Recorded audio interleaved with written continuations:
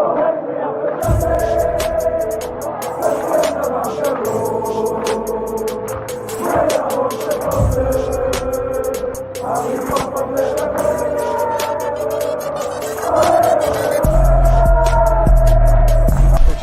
out to Kop-Ish. Shout out to Kopish, guys. All the good work the up. two legends, Emil Heskey, Howard Gill. Can't get much better than that guy. Yeah. You know what to do now. Like, comment, subscribe. I'm with legends, guys. Kopish.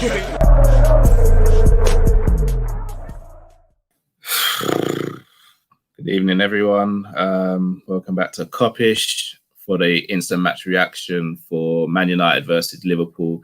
Man United 3, Liverpool 2. Liverpool crash out the FA Cup in the fourth round again. Liverpool lose again. We managed to score 2 goals this game. Hooray. Apart from that, I'm getting numb to this now. Gotta be honest. I'm getting numb to it. I keep on taking calf kicks. I'm not checking it. Taking calf kicks. You know what happens next. We saw it last night. Enough's enough, man. Something's got to be done. Something's got to be done. What are you guys saying?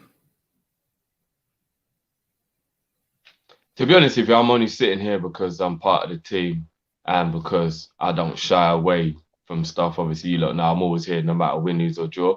But if I genuinely say what I think, I'll either get shut down or offend a lot of people. So I'm actually going to keep my mouth shut, to be honest.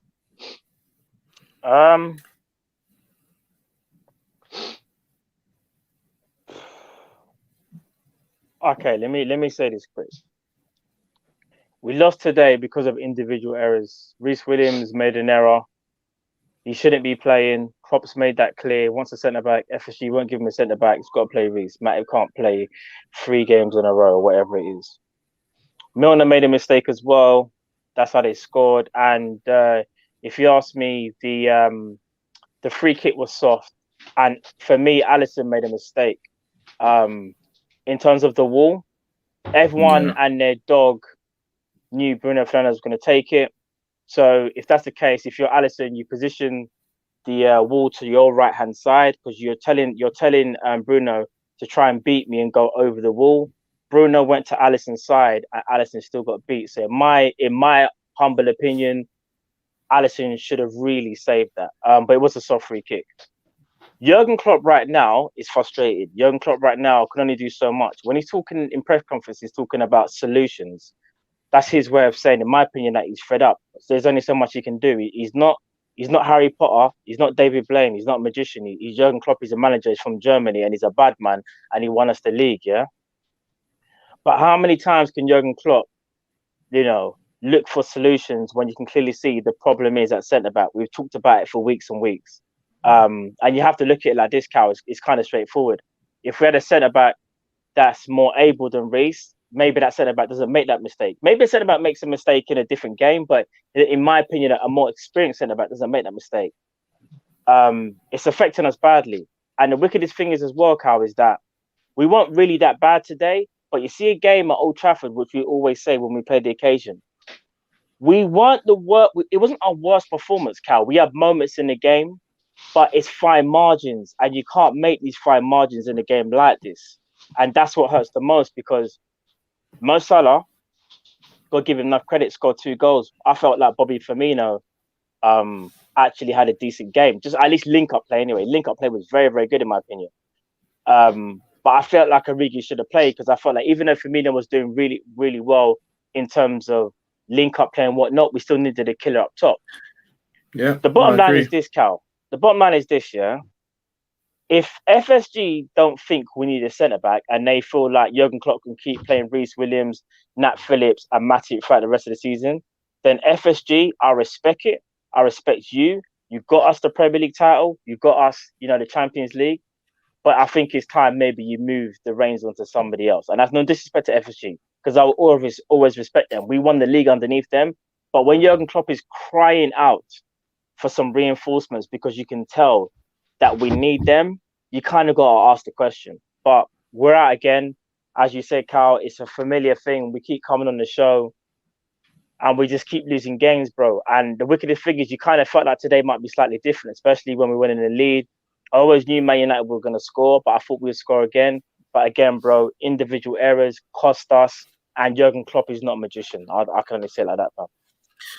Ace in Industries didn't expect much from the game till I saw that strong lineup. Williams getting too much hate because of FSG's negligence. Also, Klopp and subs now for FC. FSG and the intro out, and Klopp Origi has to start. Come on, man! Don't blame the new intro for what. The 519 says Matt out. You know, raw. Right? What did I say that was that bad? I thought I summed it out quite well. Flipping out. I'll be honest. Shall I tell you what it is? You see the situation with Reece. I'm not even upset with Reece. No, never mind. That's what I'm trying to say. This isn't Reece's level. It's not Reece's level. He shouldn't be playing, Cal. I can't be angry with Reece Williams. He shouldn't be playing. Like, we can't be angry with him. If you can't be angry with him. No. If you decided you wanted to be a professional footballer and that was the path you decided to go down, and then you get the opportunity and you do play, you are to blame if you make a mistake. I know he shouldn't be on the pitch, but I don't care. He's still to blame. He's absolute dog shit. And I know he's No. Drift, can I say something quickly? Drift, can I say something? He's dog shit, man. He's dog shit. No, Drift, can I say something? I know you're upset with Reece, and you're right in a sense of, if you put on a Liverpool shirt, you've kind of got to be ready, Drift, yeah? But you got to remember this, bro.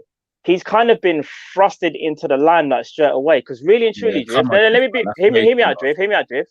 Really and truly, he should be playing in the under-23s because he's not ready. But because of the situation that we're in now, he's had to be thrusted into that first team, and that's unfair on him. And do you know why it's unfair? Because FSG, in my opinion, should have backed Jurgen Klopp, so we don't have to necessarily see Reece yet because he's not ready. It's like the same thing.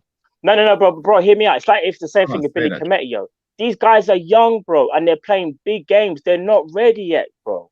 They're not ready. You know what? I appreciate young players need time, and maybe he will get better. And maybe I could be wrong, but I've watched enough of Reece Williams to know that I don't think he's got any attributes that will mean he will ever be good enough to play for Liverpool. His decision making is poor. His pace and his strength is weak. He's not even that good at headering, and he's 6'3", 6'4". Like, he's not even that good at headering. He's decent at headering. Okay, is he a presence in the box? He's all right. Is he a presence in the box? Yes, no. Drift, he won. Yeah, no, he's all right. Drift, do you know what it is? What you've got to remember is this. Drift, do you know the difference in the box. Man United, Drift, hear me out. Man United are playing men at centre back. We're playing a man and a kid. There's a big difference, bro. It's like if they were to bring out someone for their academy, I'm pretty sure Man United will be saying the same thing. Like, for example, let's say, Brandon Williams was playing against Salah today, and Brandon Williams was the one that made 2 errors, and we went on to win the game. Man United, I'm pretty sure, will be saying, do you know what? See, Brandon Williams, yeah? He's a prospect, but he shouldn't be playing yet. He's not ready, bro. Yeah. Whether we think Reece is going to make it or not, because I kind of agree with it. I don't think he's going to make it, but he shouldn't be playing, Drift. Not yet. He hasn't fully developed. Why did no one have that level of like patience for Nico? I saw Nico getting attacked and ripped to pieces, and Nico wasn't playing as bad as this. So I get where you're coming from, and he could improve, and I could end up wrong. And I'll hold my hands up and say, do you know what? Fair play. But I've seen Reece Williams way too much this season, considering that he shouldn't even be playing. So you're right on that one. I've seen way too much of him. I think he's made more appearances than Matip. That's ridiculous. But the point is that he is not good enough. And I might be being a little bit more harsh than I would be because I'm angry at the moment, but he's shit. And no disrespect to the kid, he's not good enough, bro. He's not good enough. I'll be honest the mistakes he's making, bro, let me be real with you. See that mistake he made today for the goal? Yeah. Bro, I don't care if we're only 11 years old and we're 2 brothers playing at the park. You don't make that mistake. That mistake is criminal. Bro, I hear what you're saying, but you want to know the flip side of that? Standards can start to go to thinking that it's all right to get away with that. Not mine, man. Shall I tell you the flip side? Don't forget. I'm just saying that the problem is we are playing a player who shouldn't even be being played. So he didn't make a mistake today, how that any defender should be able to do what he did. Hear what we're saying. Remember the Tottenham game. He didn't make that mistake in the Tottenham game, and we actually won the game. Now, hear me out, because you still play. I know you're gonna say for that game, but yeah, all right. But hear what I'm trying to say. Fault, bro. But hear what I'm saying. Reece Williams against Tottenham actually had a decent game. Today he had a bad game, and that's because I feel like he's not ready. I generally feel like he's not ready, fam. And whether he will be ready, me personally, if you ask me right now, if you said, "Oh, Matt, bet your mortgage, whatever, do you think Reece will make it into Liverpool's first team?" I will probably say to you no. But what I'm not gonna do is scapegoat him because we know he ain't good enough. I'm not scapegoating him. I'm not scapegoating. You lot were talking about him when I came back in, so I'm not scapegoating him. He's not the reason we lost today. I'm not fair enough. I'm not scapegoating him. Fair enough. Musa LFC 21. When Mane and Origi came on, they were so static. They were both central and didn't even do much. Didn't understand the formation in the last 25 minutes. Fully agree with that. Jamie Phillips, guys, we played well today. United got a bit of luck, but you have to look at played all right. We didn't play bad. We just Man Utd. I don't think we played good. We didn't play amazing, but it was better than our last couple of performances. If you get it was better than before, but I still don't think we played good to our level. We're nowhere near our level. I don't know. Maybe this is our level now. All right, this is what I'm trying to explain with regards to the whole Reece thing, Drift. So I'm trying to think of a way I can put it into analogy. Say for example, let's say you've got a leak. You put a plastic bucket under where the leak is, right? To catch the water in it. You'd expect the bucket to hold the water, right? Because that's one of the purposes of a bucket. If I put a paper bag there, the water's gonna seep through the paper bag in it. So I can't be angry at the paper bag. I've got to be angry at myself or the situation around me having to use a paper bag as opposed to the bucket. That's what I'm trying to get out with Reece. I'm not angry with Reece. I'm annoyed that he made the mistakes, but I'm not angry with him 100%, because Reece theoretically should be our 7th choice centre back. Yes, he should be. It should be Virgil, Gomez, Matip, someone else, Sepp Vandenberg, someone else, and then Reece. Reece was playing conference this time last year. So what annoys me about the whole situation is he shouldn't even be near to the pitch because we should have another centre-back who should be able to step in. Fabinho shouldn't be near to playing centre-back because we should have another centre-back to step in, but we haven't. And the club has put us in this situation whereby we're now playing Reece Williams here, which is annoying. That's what's irking me. The fact that we're playing Reece Williams against Manchester United at Old Trafford in a FA Cup game, that's what's hurting me. That's what annoys me. I'm frustrated. I agree with you. I'm frustrated at the manner in which he made the mistakes. But I'm not going to sit here and say he's crap and all this. He shouldn't be played. He should have time to develop his game. Should be in under 23s. Listen, I walked into you lot talking about him, so I chimed in because he is shit. He is. I'm sorry. I know he's young and all that, and it sounds harsh because I'm angry that we lost the game. He's shit. Let's call a spade a spade. Okay. Reece Williams is shit. All right, let's just say he's dead. If Matt had said this about Nico, you'd be saying he's wrong for saying that. No, but Nico is a totally different situation. Nico has actually proved more than once that he is a good player. He just had that little bit of poor form, and then everyone just jumped down his throat. Apart from the Tottenham game, Williams hasn't had a good game for Liverpool. Like, he hasn't had a good game. Like, you look, no, I'm not exaggerating. West Brom, every game I can think of he's played in, he's been a liability. No, Drift, he's actually been a liability. Drift, he's not good enough, but I will say this, though. Remember we spoke about before the game. We were talking about, like, players and form and all that. When was the last time Reece played since the Spurs game? All jokes aside. I think that might have been his first start, right? It was the West Brom game he came off the bench. Didn't he play against Fulham as well? I'm sure he played the whole game against West Brom. Bro, listen, we're not going to hide the fact. Matip started the West Brom game and came off injured, and then Matip got injured like 20 minutes into. I knew he played a lot of that game. Listen, no, he didn't. He came on in the second half. He didn't play the full game. Guys. We're not hiding the fact of he's not good enough for Liverpool. What we are saying is, it's so sad that Jurgen Klopp has to play him. I will stress it again. He should be in the under 23s. He should not be playing first team football. Facts. But facts, right? And whether he makes it or not is not up to us. It's up to Liverpool. I don't think he'll make it full time in terms of what Drift's saying. So you're kind of right there, Drift. But he shouldn't even be He should be playing today. This is No, the I know problem we that we're shouldn't. talking about. Bro, if FSG done what they were supposed to do and back Klopp and got him a centre-back, we're not trying to say the centre-back would have been all worldly, but it would have definitely improved the situation because we don't know whether that centre-back would have come in and done bits. We don't know that. But one thing we do know is that we probably would have gone for someone more experienced and someone who's better than Reece Williams. That's the whole point of buying a centre-back. And that's Yeah. why my problem is FSG, not Jurgen Klopp, not Reece Williams, FSG. And again, I'll stress it again. FSG have been great owners. They've got us the Premier League. They got us the Champions League. They brought players in which we may have felt at one time maybe we weren't able to get. But at the same time, there comes a point where can you sustain this model? Can this model keep you at the top? Do you want to sustain greatness? If you cannot sustain greatness because we are a great club, then I'm sorry, we have to move past FSG. And it's plain and simple. And I'll always respect them. I will always respect them. But I think there comes a time where man just go, you know what? You man have done bits, you know, but do you want to know something? I don't think you can take us to that next level. And that next level is maintaining our greatness. How can we have 2 seasons of only showing greatness and then in like our 3rd season, man are falling off a cliff, bruv? Like,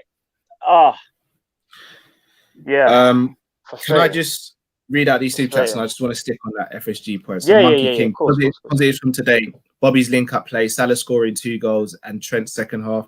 We need a centre-back. We can turn it around. Hendo was missed. I agree with everything that he said. Henderson was missed today. But I'll be honest, seeing Firmino start really did wind me up. It actually wound me up a lot. But I don't think he was terrible today. 2 assists. The second one was a bit lucky because Milner left the ball. The first one I thought was a really good assist he put. But again, he wasn't a threat on goal either. Yeah. So, and again, it's just the whole argument. Bobby looked like he needs to play 10. That performance today, that's his position. Johnny 10 Guns. This reminds me of the Naughties results. Facts. Joe K. Matip shouldn't have started against Burnley and should have played today.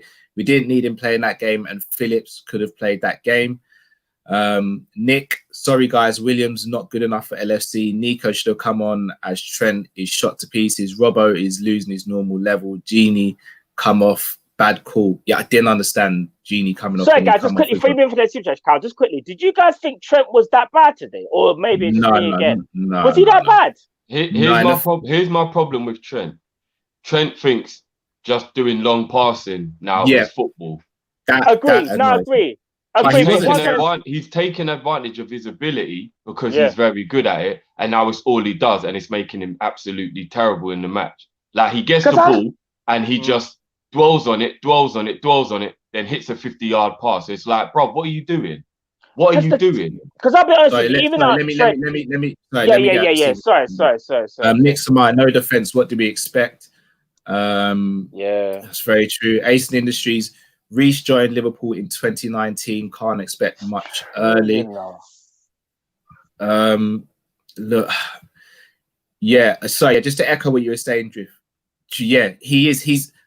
So I watched the game with James on his channel, and the word I kept on using with Trent is he's playing lazy. Instead of taking an extra touch, he's thrown a long ball. When he gets caught in possession, he's flicking it rather than thinking, I'll pass the ball back and start again. He's playing lazy, and instead of thinking about the game, he's just trying to use his technique to get him out of every single situation. Where sometimes you've got to analyze the situation, take a step back and think about the overall game as opposed to just what you can do. Nana, big ups to Salah for the goals, indeed. But I have to say, Salah is very selfish. There were 2 chances where he could have passed for another goal. Agreed. I'm not going to pile on Salah today, though, because he took his goals well, especially the first one. Genie Houdini, you know in Mario Kart, when you get hit with a turtle shell and you try to accelerate immediately after you get hit, it reminds me of Reece Williams' pace. And John Bowser.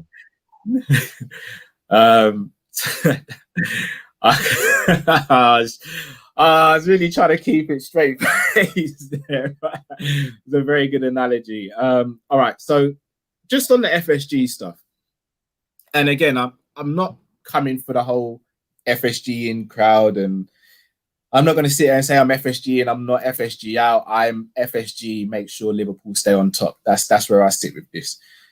But what I will say to people who defend FSG to no end is the same people who defend FSG to no end are the same people that want to see Origi leave, they want to see Keita leave, they want to see Adrian leave, they want to see Mignolet leave, etc. So here's my thing here. We can sit here and say we want certain players to leave the club. And the reason why we say we want certain players to leave the club is because we don't think they're good enough for what we want to achieve, or they can't take us to another higher level. Why shouldn't that be used as a basis for our owners? Why is it that we judge players and say, you know what, yeah, they're not good enough, they need to go. But yet when it comes to owners, we just think about what they've done in the past. Why is it that it's not the same for players? Because players come in every single day and they bust their balls to make themselves better. Can we say the same about our owners? No, I don't think we can. Look, so I just Kadir saying think top four is very much in doubt. FSG out. I just want to say, sorry, Hassimir, you keep on saying I'm way too diplomatic and stuff. With all due respect to you, I don't think you can read my mind, so I don't think you can tell me what's in my mind and what I should and shouldn't say. I'm saying what I want to say. Nothing's stopping me from saying what I want to say. So just hold fire there, yeah. The Mitchell brothers, Ox, Shaq, Taki, Kato, Reese, Phillips, FSG out. It's not about Hendo or Jota. Our squad is mediocre. Players have been found out. Systematic team. Do you agree with that, Drift? I don't think all of those players should go. No, I definitely think Shaqiri and Origi could offer something if they were given more game time. And I wouldn't shop Minamino already. I don't think he'll ever quite reach the heights we thought he would, but I don't think after a year and a half I would actually shot him. It's just if the club did sell him, I wouldn't be bothered. Do you get what I mean? Like if you actually ask me, should we sell Minamino? I would say no. But if they sell him, would I be bothered? No. Do you get what I mean? Yeah. So the only players in our team I think aren't good enough are just for injury reasons, but they're actually good players if they could be fit. The only people that I want to see leave Liverpool are Matip begrudgingly, Ox begrudgingly, Naby begrudgingly, and Adrian because. But shouldn't Shaqiri be in that list then if we talk about injuries then, bro?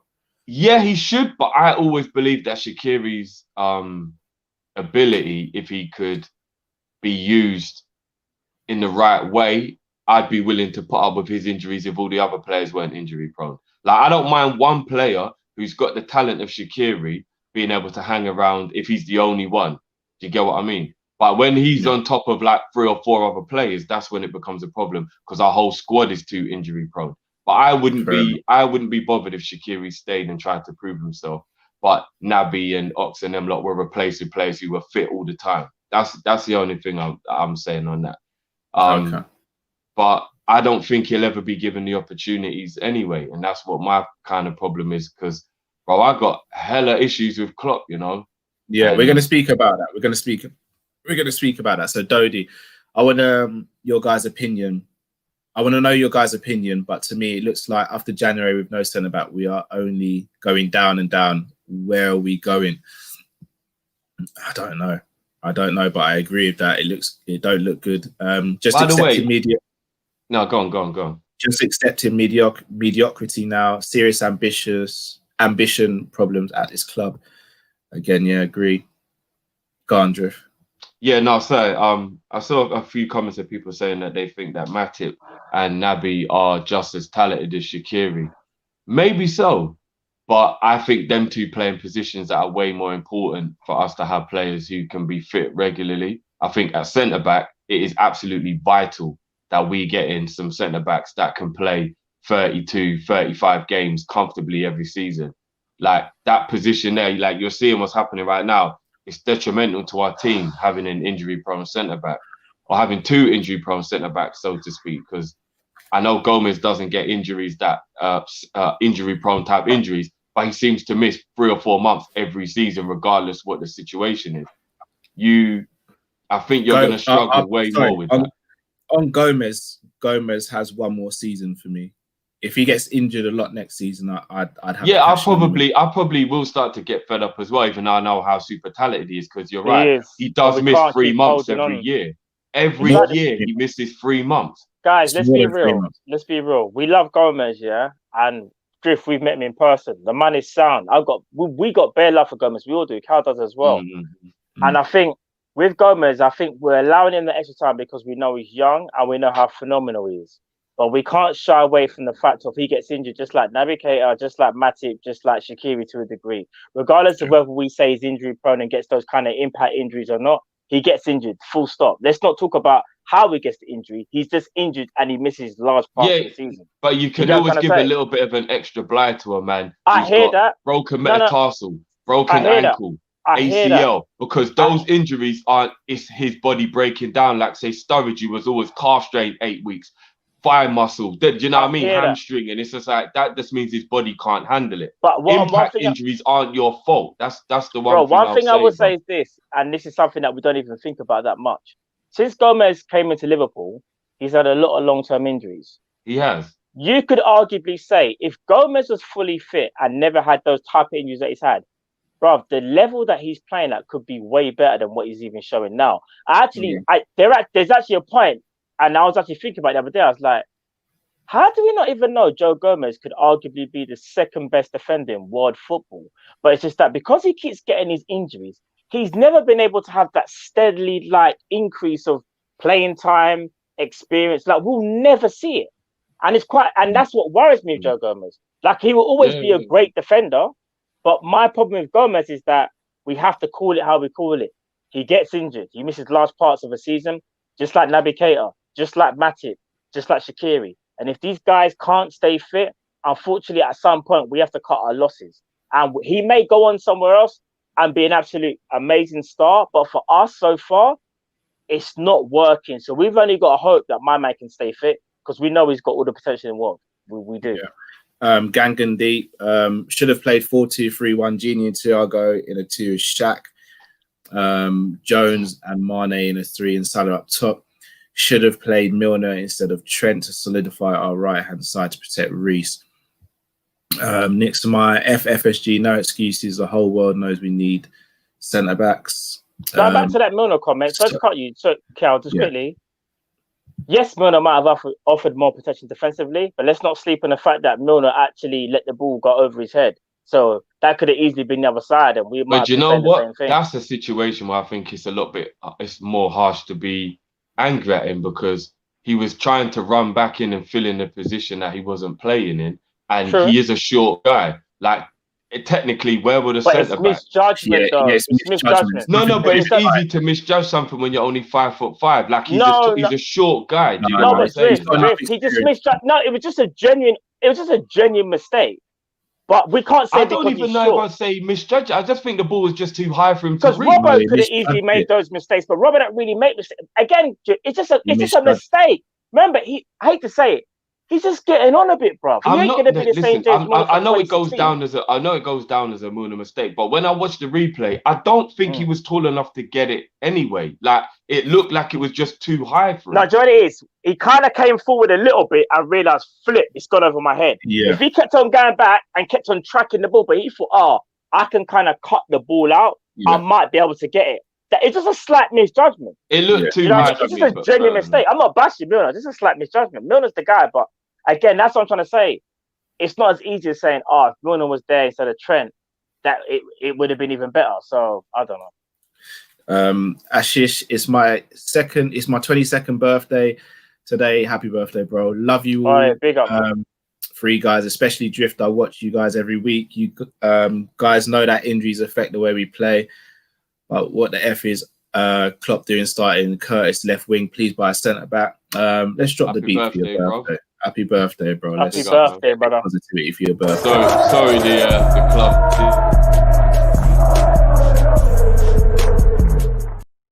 Happy birthday, Ashish. Everyone in the comments, do wish Ashish a happy birthday as well. And also smash the like button if you haven't already. Nerbeats, if we don't get top 4, the owners cannot be forgiven. Fully agree. Fully agree. What's going on? I'll be honest. Even if we get top 4 and we don't win a trophy, the owners can't be forgiven. Is that how bad it is? Yeah, that we're praying now we just get top 4. They can't be forgiven, in my opinion. Look at the situation that we're in.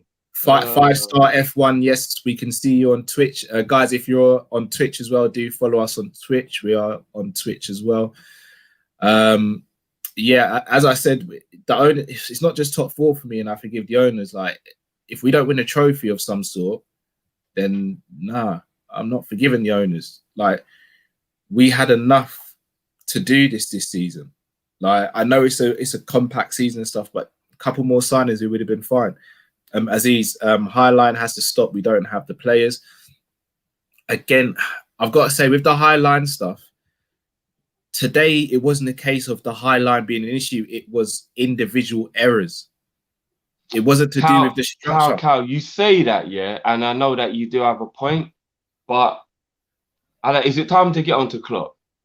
No, we're going to speak about. Of course, we're going to speak about Klopp. I'm just saying, because everyone knows how much I love Klopp. I got some serious issues with him. No, but I really do. In terms of the actual, but in terms of the high line. But bro, why are we playing the high line still?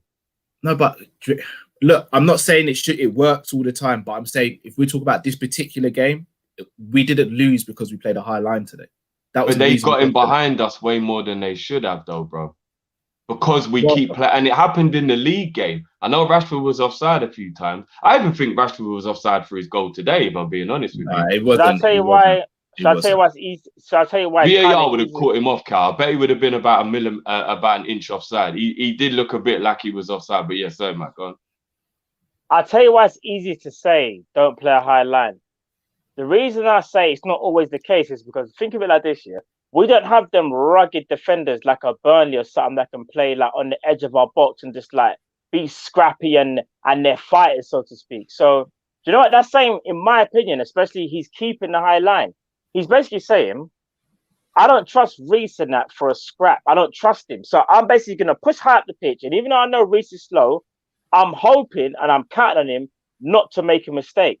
And that way he's hoping someone can also come and recover. Remember, when you play deep, you allow someone more possession in your area.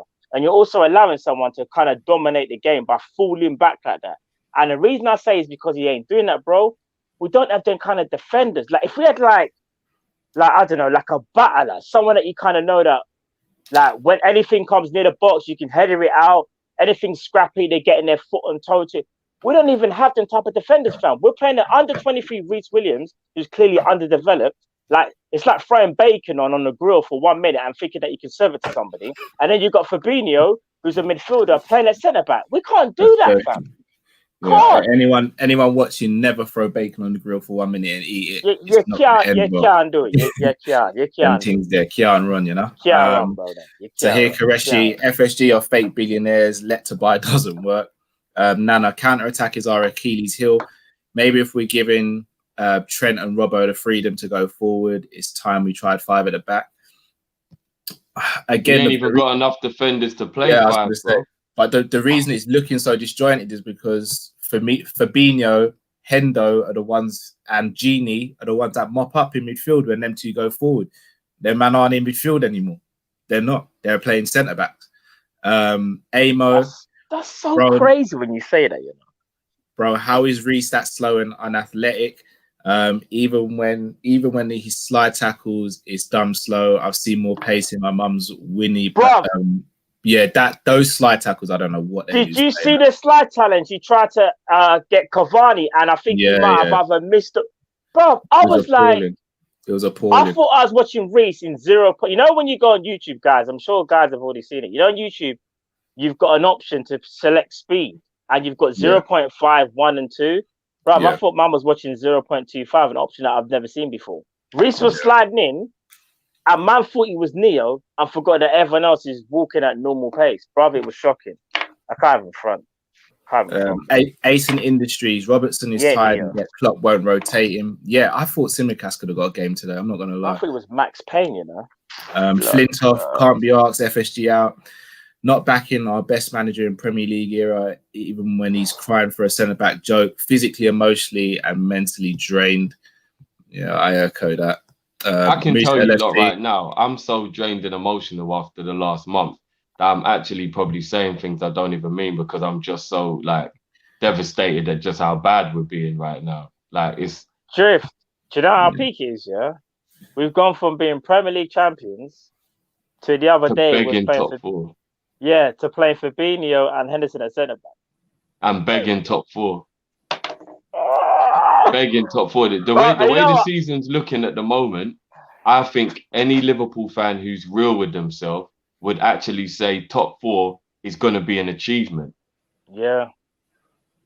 When was the Klopp knows guys? Just remind me. Just remind me. I don't know. Cal's the one who's got all the memory and that. The You're gonna put date. me on the spot, and I'm gonna mess up now, Drew. Thanks. No, for no, that. no, no, no. It's an easy one. Well, actually, I don't even know if it's easy. I just need Yeah, the now date. you're making it worse. You're making it worse for me now. I just need the date and the time of the last event Liverpool won. I can't remember anymore, if I'm being Oh, honest no, with it's the you. Aston Villa game. Oh, no. Ban that. That game We don't don't matter. count it. When We was don't the count them last time under Liverpool won a game, bro? Beating the under 18s isn't that Palace. doesn't count. Palace 7-2. Palace. I can't tell you the date and time. 7-0, 7-0. Oh, was it 7-0? When it's 7-2? Why don't I think it was 7-2? Oh my Because days! we've I'm been thinking. battered 7-2 Yeah, you this think- season. Yeah, I'm bro. thinking of the Villa. Ah, Okay, Yeah. what was the date and the time, Cal? Can you remember? I don't know the date. It was a Saturday afternoon. It was a kickoff. Saturday. It was a Saturday. I think it was the early game. It was the early kickoff. Yeah, it was early kickoff. Early kickoff. Was it Let me- even in December? Yes. I think Yeah, it was. was it? I Yeah, feel it was like last month. No. I think it was December. I think it was. But Can Jim, you not why- see the point I'm trying to make? Yeah, but why are you trying to Look bring how us back long there? ago we won a game. Won a That was in game, the- lads. I know. Won a game. I'm I'm not shocking, talking innit? about played amazing. I'm not talking about was brilliant. I'm talking about the last time we won a fucking football match. Yeah. Yeah. I don't know. Moose LFC, seeing Odegaard go to Arsenal gives me hope on Militao. Why? Not me. Why MF, would it big give you positive. hope? I need you to Big back that positive. up. Why? Big positive is that we're scoring again in the attacking with a little more fluidity. Hope that brings some confidence to the attacking players in the league. Couple more super chats. December the 19th, the people are saying. Yeah. It's January the 24th today, right? Yeah. Man said over a month since we actually was able to celebrate the dub. No It's a dub long plates, time. you know. No dub plates can be cut right now, fam. Silver Spring. Last week, Oh. Klopp take off Origi when he was having a good game. This week takes off Firmino is having a good game. Poor game management. Yeah. Because Drift, I know you want to speak about Klopp. We are going to get to it. Yeah, I don't understand that move still. Musa LFC, 7 goals in 24 for Mane, 5 goals in 24 for Bobby, 17 in 24 for Salah. Even when Jota comes back, our attack is struggling. We need more useful options up top. Agreed. Or is it the midfield? Both. Adam, LFC, love the show, guys. Whatever you do, don't watch the Football Terry show right now. It's toxic. We can't watch it anyway because we'd have to come out of this to do that. And we know yeah. we know for a fact that they're all They're gassed, obviously. They're gassed, obviously. No, but not even just gas. They're not going to be able to keep their bias down. They'll probably be over there saying that they absolutely battered us up and all kind of crap. You know what I mean? It's just, all right, mate.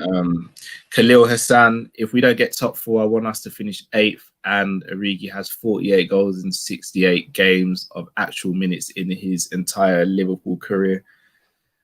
I don't know if that's a true stat or not. I'm not saying it's not. I'm just saying I can't confirm nor deny it. I just want to know if that is actually true, because it probably is, because I know he's got about 33 goals, so that's probably right. This is us right now. This is Jurgen Klopp right now. I knew he was gonna bring it up. You know? I was actually looking for that thing myself, bro. Cal, did you have to use another thing that upset me today, man? I had to, brother. It's called reality, unfortunately. It's reality, as Matt said. It's reality. Tibzone 9 did Thiago duck for that Fernandez winner. I'd need to see it back. I don't necessarily know if he ducked. But whether he ducked or not, Alisson, can we just can I speak about Alisson? We set the wall up wrong, and The he was wall was all. I over. said it from beginning. Like Alisson knew, we all knew. Bruno Fernandes was taking it. It wasn't going to be Fred. And if you thought it was Fred, you don't watch football. It's that simple, yeah. Bruno Fernandes was taking that free kick. Alisson should have known. Right, I'm going to make sure the wall is on my right-hand side. I'm going to make Fernandes try and beat me, yeah? Alisson stood on his left-hand side, and what happens? Fernandes put it on his left-hand side where he was standing. That should not be happening. I'm sorry. I'm calling it how it is. Alisson shouldn't be beating there. I'm sorry. You just shouldn't be beating. Alisson was terrible. Suspect, fam. You can't. Everything Alisson did today reminded me of what all our old school goalies used to do at Old Trafford. Do you remember all our goalies, no matter how good the goalie was, would go to Old Trafford and drop a clanger? All of them did it. Reina, Dudek, Westerveld, everyone I can think of. It was like that was the only game they played badly in for the season was away at Old Trafford. Yeah. And then do you always remember that? It was like there was some jinx on our goalie every time we went Old Trafford. Alisson had one of them today. Some of his kicking today was absolutely diabolical. Oh my God, what was he doing with his kicking today? Why does Alisson think that because he's good with his feet, that he's got Neo in the Matrix time on the ball? Has anyone ever noticed that? He did a Cruyff turn at one point in the box today, and I'm like, Alisson, what are you doing, bruv? Yeah. But on it, are you back to doing that crap again? Yeah, what are you doing? Overconfident, innit? Can you imagine if that free kick had gone in when he gave that dodgy pass to Fabinho that got Fabinho booked? Yeah.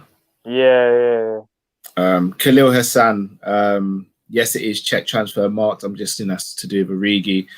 T. Dot, are we going to ignore Wijnaldum's performance today? He hardly passes forwards and goes misses in games. I'm not going to ignore it. I'm going to speak about it in the player ratings. Monsieur, I think we should forget the table and just focus on improving performances. Better performance than the last 5 games. Reece, don't let this get to you first time, for one step at a time. Yeah, as I said, I'm not even angry with Reece. I'm angry at the fact that he's in this situation and we're in the situation as a club. It's pathetic. There's no excuse for it. I just want to ask another question to the people. So again, there's people saying that FSG won us the league and they won us the Champions League. So did Lovren. So did Moreno was part of the team that won us the Champions League. Was anyone saying Daniel Sturridge? Exactly. Was anyone saying we shouldn't have moved those players on? Probably not. Why would we say to move those players on? Because we needed an improvement.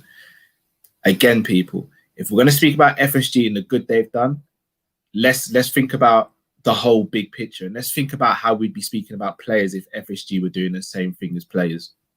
Because I think a lot of people who talk about FSG and just saying they've done the good stuff, think about what they haven't done and think about what they're not doing now. And think about whether you think and you feel confident and they can keep us at the top of the table. Because if you don't feel they can keep us at the top of the table or keep us competing regularly, then I'm sorry, they shouldn't be at the club. But be real, they shouldn't be at the club. And I say that for everyone. I say that for Bobby Firmino. If Bobby Firmino isn't good enough, he's not the striker that should be representing our club. If FSG can't take us to the next level or at least keep us where we were last season, they're not good enough for us. How people have let standards slip and are not understanding this, I don't understand. If they are not good enough now, why do we still want to keep them? Why? Because someone asked me that. Why do we let them get away with so much when we get onto players after one bad performance? But yet FSG can have bad transfer window after bad transfer window. Why is that? Doesn't make sense to me.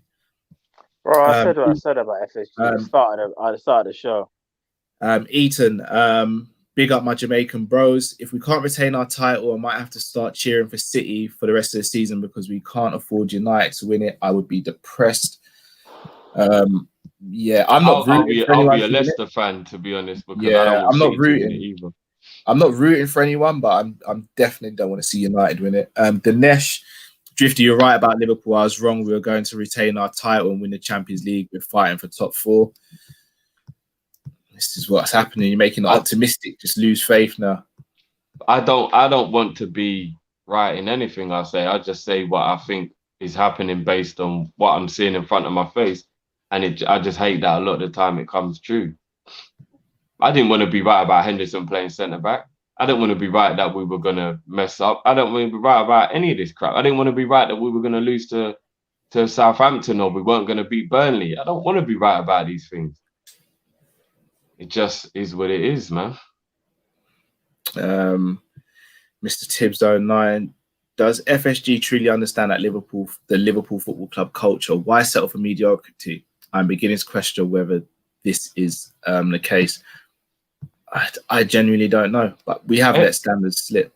FSG have done a lot of off-the-field activity that is brilliant, and it cannot be denied. It cannot be denied. The first ever 20% kit deal, brilliant bit of business. Even little things like the Dunkin' Donut and putting sponsors on the training top and all the things that they've done commercially, brilliant. You cannot doubt FSG in terms of their commercial know-how and all that kind of stuff. It's brilliant. It's brilliant. They are excellent businessmen.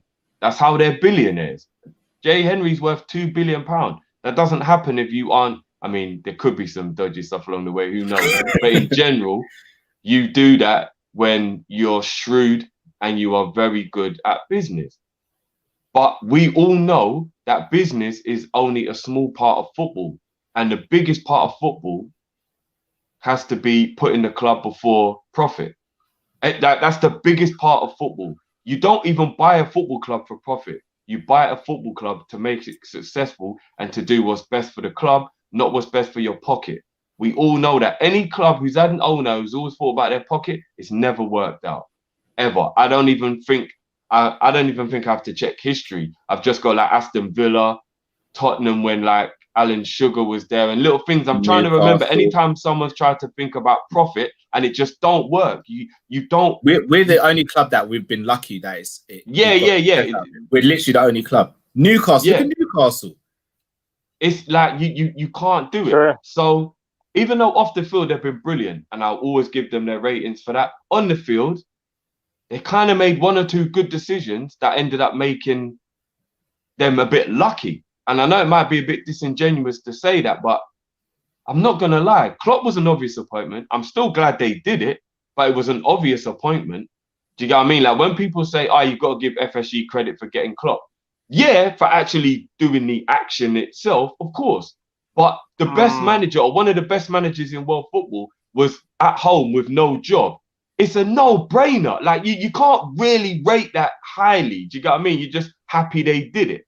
You know what I mean? Like, and then when you look at the situation of Coutinho going for 142 mil, I kind of feel like the fact that really boosted us and took us to the next level is also a stroke of luck, because Barcelona coming in with that ludicrous offer is out of FSG's control. FSG didn't do some amazing marketing scheme that ended up making that the case.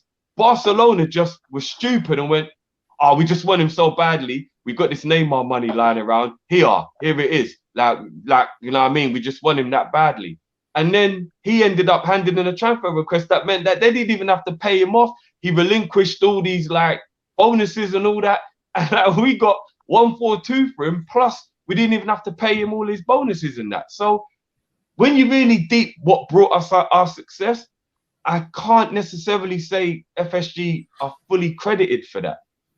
So Callum's right. If we're in a position now where we need them to really prove now what can you do in terms of helping and then not going to help, because you lot have got to remember as well. I mean, I know you lot know, but just to remind people, Solanke went for 20 mil, Danny Ings went for 25 mil, and I'm sure there's probably somebody I'm forgetting about last summer, and all we got was Sepp Vandenberg for 4 mil and Adrian for 3. So there was all that money they made that summer, and there was reinforcements we needed that year. But because we won the league, everybody brushed it under the carpet. We needed a left-back replacement and a Salah or Mane replacement, and thank God they went all season and never got injured. Can you imagine if any of those guys had got long-term injuries? we would have been in the same situation we're in now. And they didn't do anything about it. This summer comes around now. And of course, we're over the moon they signed Jota and Thiago. But it only cost them 14 million up front. And the rest is being paid off. And we sold Brewster for 25 million. Plus, what about all the money we made from being Premier League champions? What about all the money we made from being Champions League champions? What about the money from Ings and Solanke and all those? Because we didn't spend any money the summer before. Why on earth are we being like, is it manipulation or I don't know what it is, but why are we being conditioned? Why are we being conditioned into believing that FSG are amazing owners because we've won trophies with them at the helm? If Newcastle went on an amazing run out of nowhere this season and won the FA Cup, would anybody give Mike Ashley the rating for it? I don't think Mike Ashley would get any ratings for it. Do you get what I'm saying? So why is it that every time we've truly needed FSG to like show love, they haven't? They haven't. We should have had a centre-back in, and all these games we played in January, it should have been a centre-back getting used to being at the team now, and he's already had about 3 or 4 games.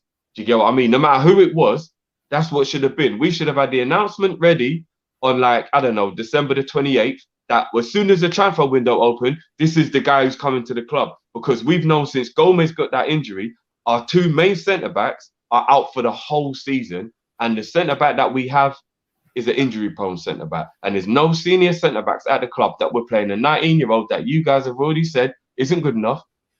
We've got another player in Nat that's 23 and has been loaned out 3 times, proving he's probably not good enough. If you get to 23 and your club still don't trust you, you're probably not good enough.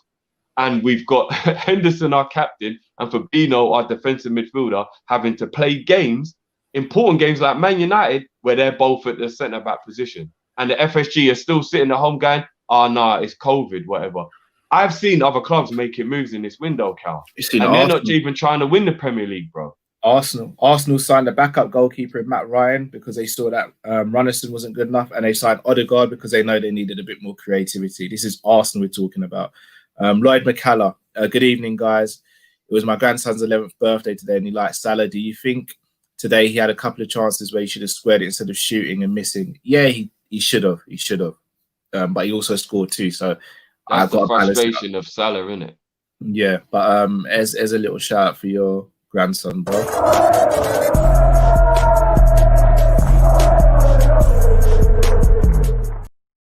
Happy birthday to your grandson. Ahmad Sissoko, salute from Florida, guys. I'm vexed. FSG have not supported the since Klopp since he got here, and they even lucked out into that higher lack of major quality. I was going to say that when you're having what you were saying, Drew, you see, even the appointment of Klopp, even that just fell into FSG's hands. And again, remember, it wasn't just Klopp we were looking at Ancelotti. And the reason why they went for Klopp over Ancelotti is because Klopp said that he'd be more willing to work under the restraints that FSG were willing to put in place. Remember, Ancelotti he said, if I'm going to take over this club, I want money to buy a new spine. He said it straight. That's why FSG went for Klopp over Ancelotti. And because he's used to working under restraints, and he's probably slightly better at developing young players. But even that fell into their hands. Flintoff, worried about Fab. He's played so many games. So am I. And do you want to know what I've noticed in the last few games as well? I think something that we take for granted, Cal, as with what Fabinho's been doing, is when you're doing a job that's not your natural job, you do have to put a lot of effort in mentally. It's not just about physical, because you're always going to be overthinking because it's not something that comes naturally to you anymore. You're a central midfielder, right? I know this is a little bit of an exaggeration, but it's just to make the point. If you had to play in goal for 15 games because both goalies were injured and you was the best suited out of any of the players who could play, you're going to be second guessing everything you're doing because it's not your natural position. So even if you're having good performances, it's a toll on you mentally. You'd probably finish a lot of games more tired than you should be because you'd be overthinking all the time. I played centre midfield and I had to go centre back once, brother. And it was one of my worst games. It's one of my worst there you go. There you go. So not easy. Fabinho right now he's mentally being put through a lot, having to always overthink about every scenario because he's got to keep remembering I'm a centre back, not a centre midfield at the moment. And I can actually see little things creeping into his play of like mental tiredness, where like sometimes now he's like diving in, whereas he wasn't doing that before. And I think he's just like, it's taking a toll on him. This must be such a hard season for Fabinho. It's unbelievable. Like to get taken out of your main position and get put a centre back and having to take the place of Van Dijk, the best centre back in the world. I know the scrutiny that is going to come with if you don't even live up to his standards at all. But he's been excellent up until this point. He's been excellent. But there's a few things I'm seeing him do now, and I'm like, this looks like tiredness now. Like he's diving in.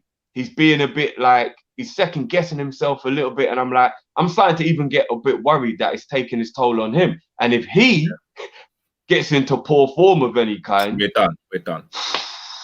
I think when it comes to I was gonna say quickly, when it comes to Fabinho, spot on. Right now, Fabinho has been trusted as the lead centre back in Liverpool Football Club. Full stop. We can't rely on Matip. Van Dijk's injured. Gomez is injured. Reece ain't good enough, as you said. He's not. Even though I don't blame him. And Nat Phillips ain't good enough either. He is the one that we are holding on to, and he's a DM by trade. He is. I know he's played centre back before, but he's a DM by trade. If Fabinho was to suffer an injury, Lord have mercy, we're done. We're done.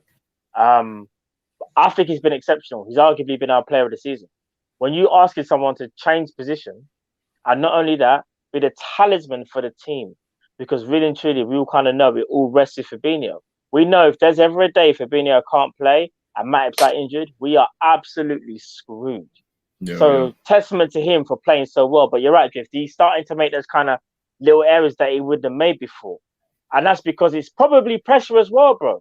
Like, in his mind, he's thinking, I don't mind playing centre-back, but like, during the whole season, I can only do what I can. And not only that, bro, he's playing with different partners every time. It's not like there's a settled partnership where man can actually say, you know what? I'm playing with Matip week in, week out. So me and Matip got this team now on lock now. Man's had to play with Reece and flipping Nat Phillips and Henderson. And you called it the other day. You might have to play Ronaldo next week. So, do you know what? We just got. I'm not even going to put that one in the atmosphere, bro, because I can see your genius deeper than we've ever seen him. I am. I just think Fabinho's exceptional. We're lucky to have him. We need to sign him up to a new deal because he's been a rock for us. And apparently as well, in regards to Matip, he wasn't injured apparently. He's being rested because he can't play the 3 games a week or whatever. So the Matip thing, I think we can stay calm on that. But I'll be real with you. It wouldn't surprise me when our next game comes and we hear rumours of Matip sneezed and the cotton bud got stuck up his nostril and now he's struggling. But somebody explain to me why Nat Phillips wasn't played against Burnley and Matip played today. No idea, True. You don't trust him. Yeah, but Nat Phillips would have been all right against a team that just keep hoofing the ball in the air. Do you know what I mean? That's what he said. Sorry, Cal, just quickly. If you play Nat Phillips in defence, that is Klopp, in my opinion, saying to the other team, this is how we feel right now.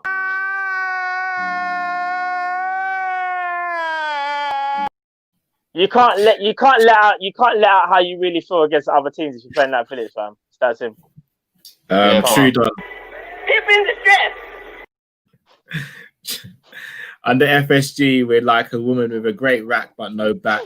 The squad is a nice back off, and everyone loves to see a big back off. This is some page 3 thing. Ashish, Matt said it, and also maybe you guys. Without Coutinho being sold, Klopp would Klopp by Allison and VVD. No, they would only sign 1 max. Nah, bruv, the facts are we don't spend. That's it. Racks with no backs. It's true. I can't believe that comment was on the screen for so long. I didn't even read it until Cal read it out. I kept trying to interrupt you, man, but you weren't having it. Bare chest and that. What? Bare chest. Flintoff, worried about Fal that he's played so many games. Yeah, Allow it.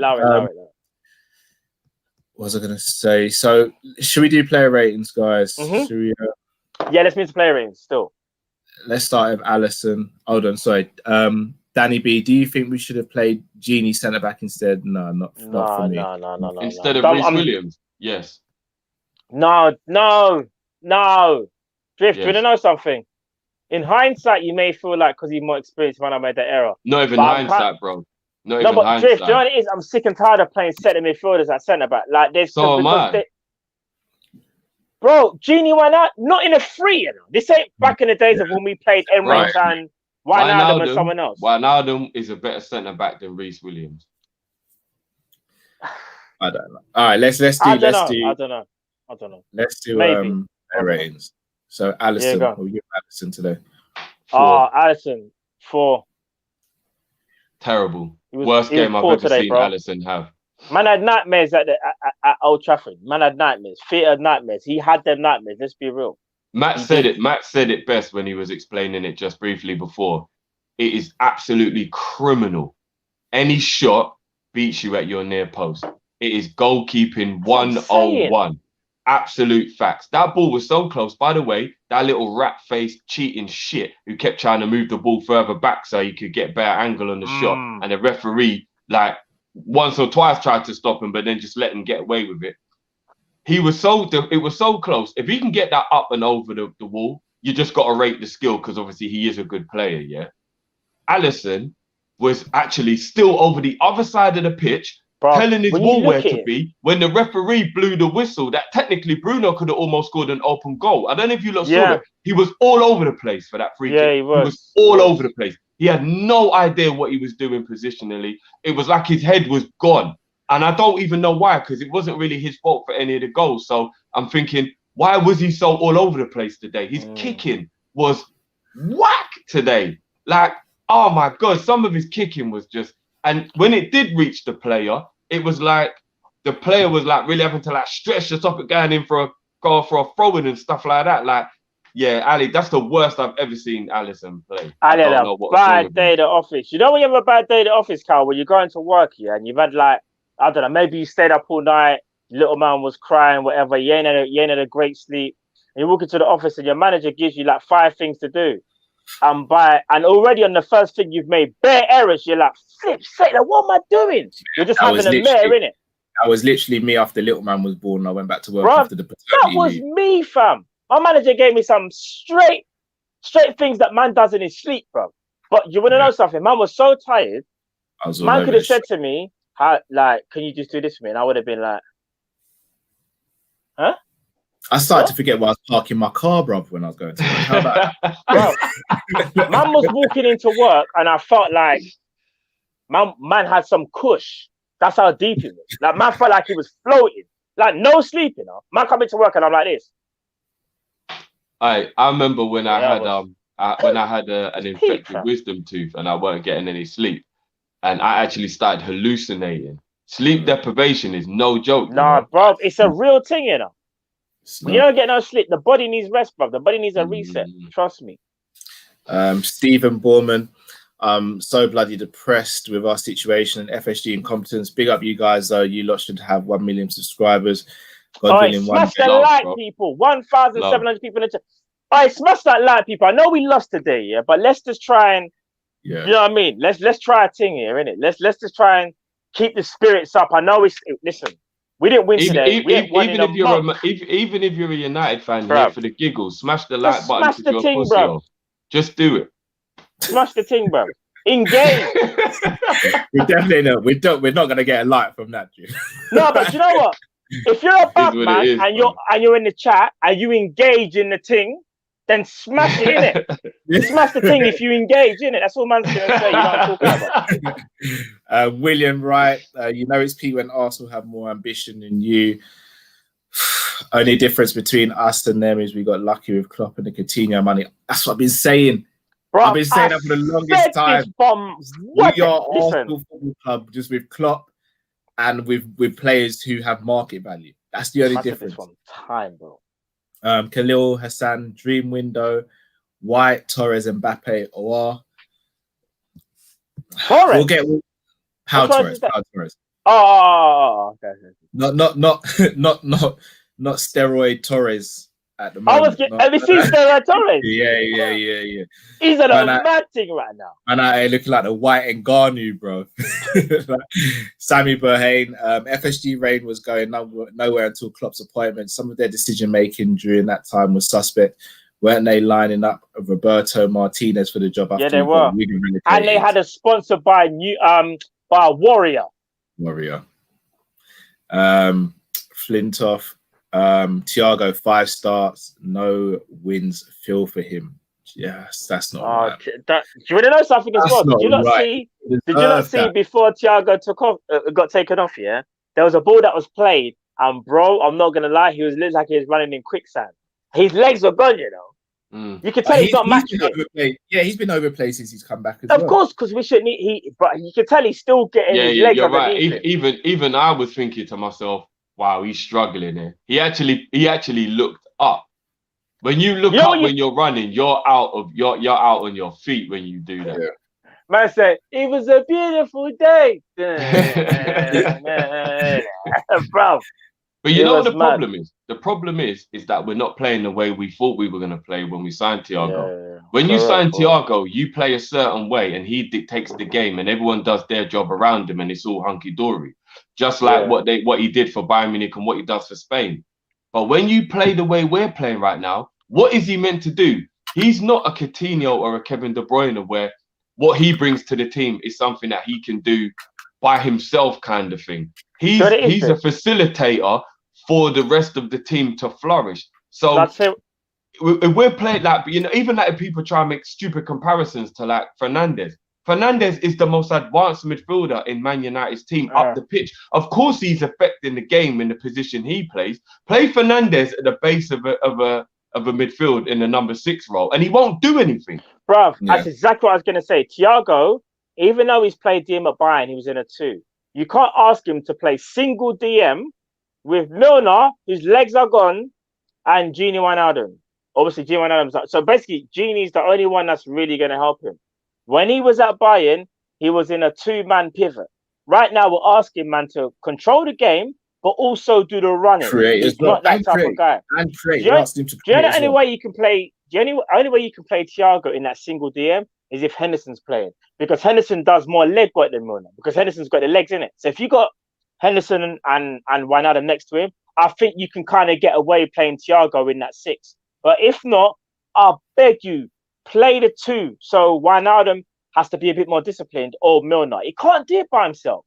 He's not a magician, you know. He is, but you get what I'm trying to say. He can't do it. Yeah. Oh, well, since Thiago is playing, we ain't winning. It's him. It's not him, it's not him. All right. Come on, man. Come on.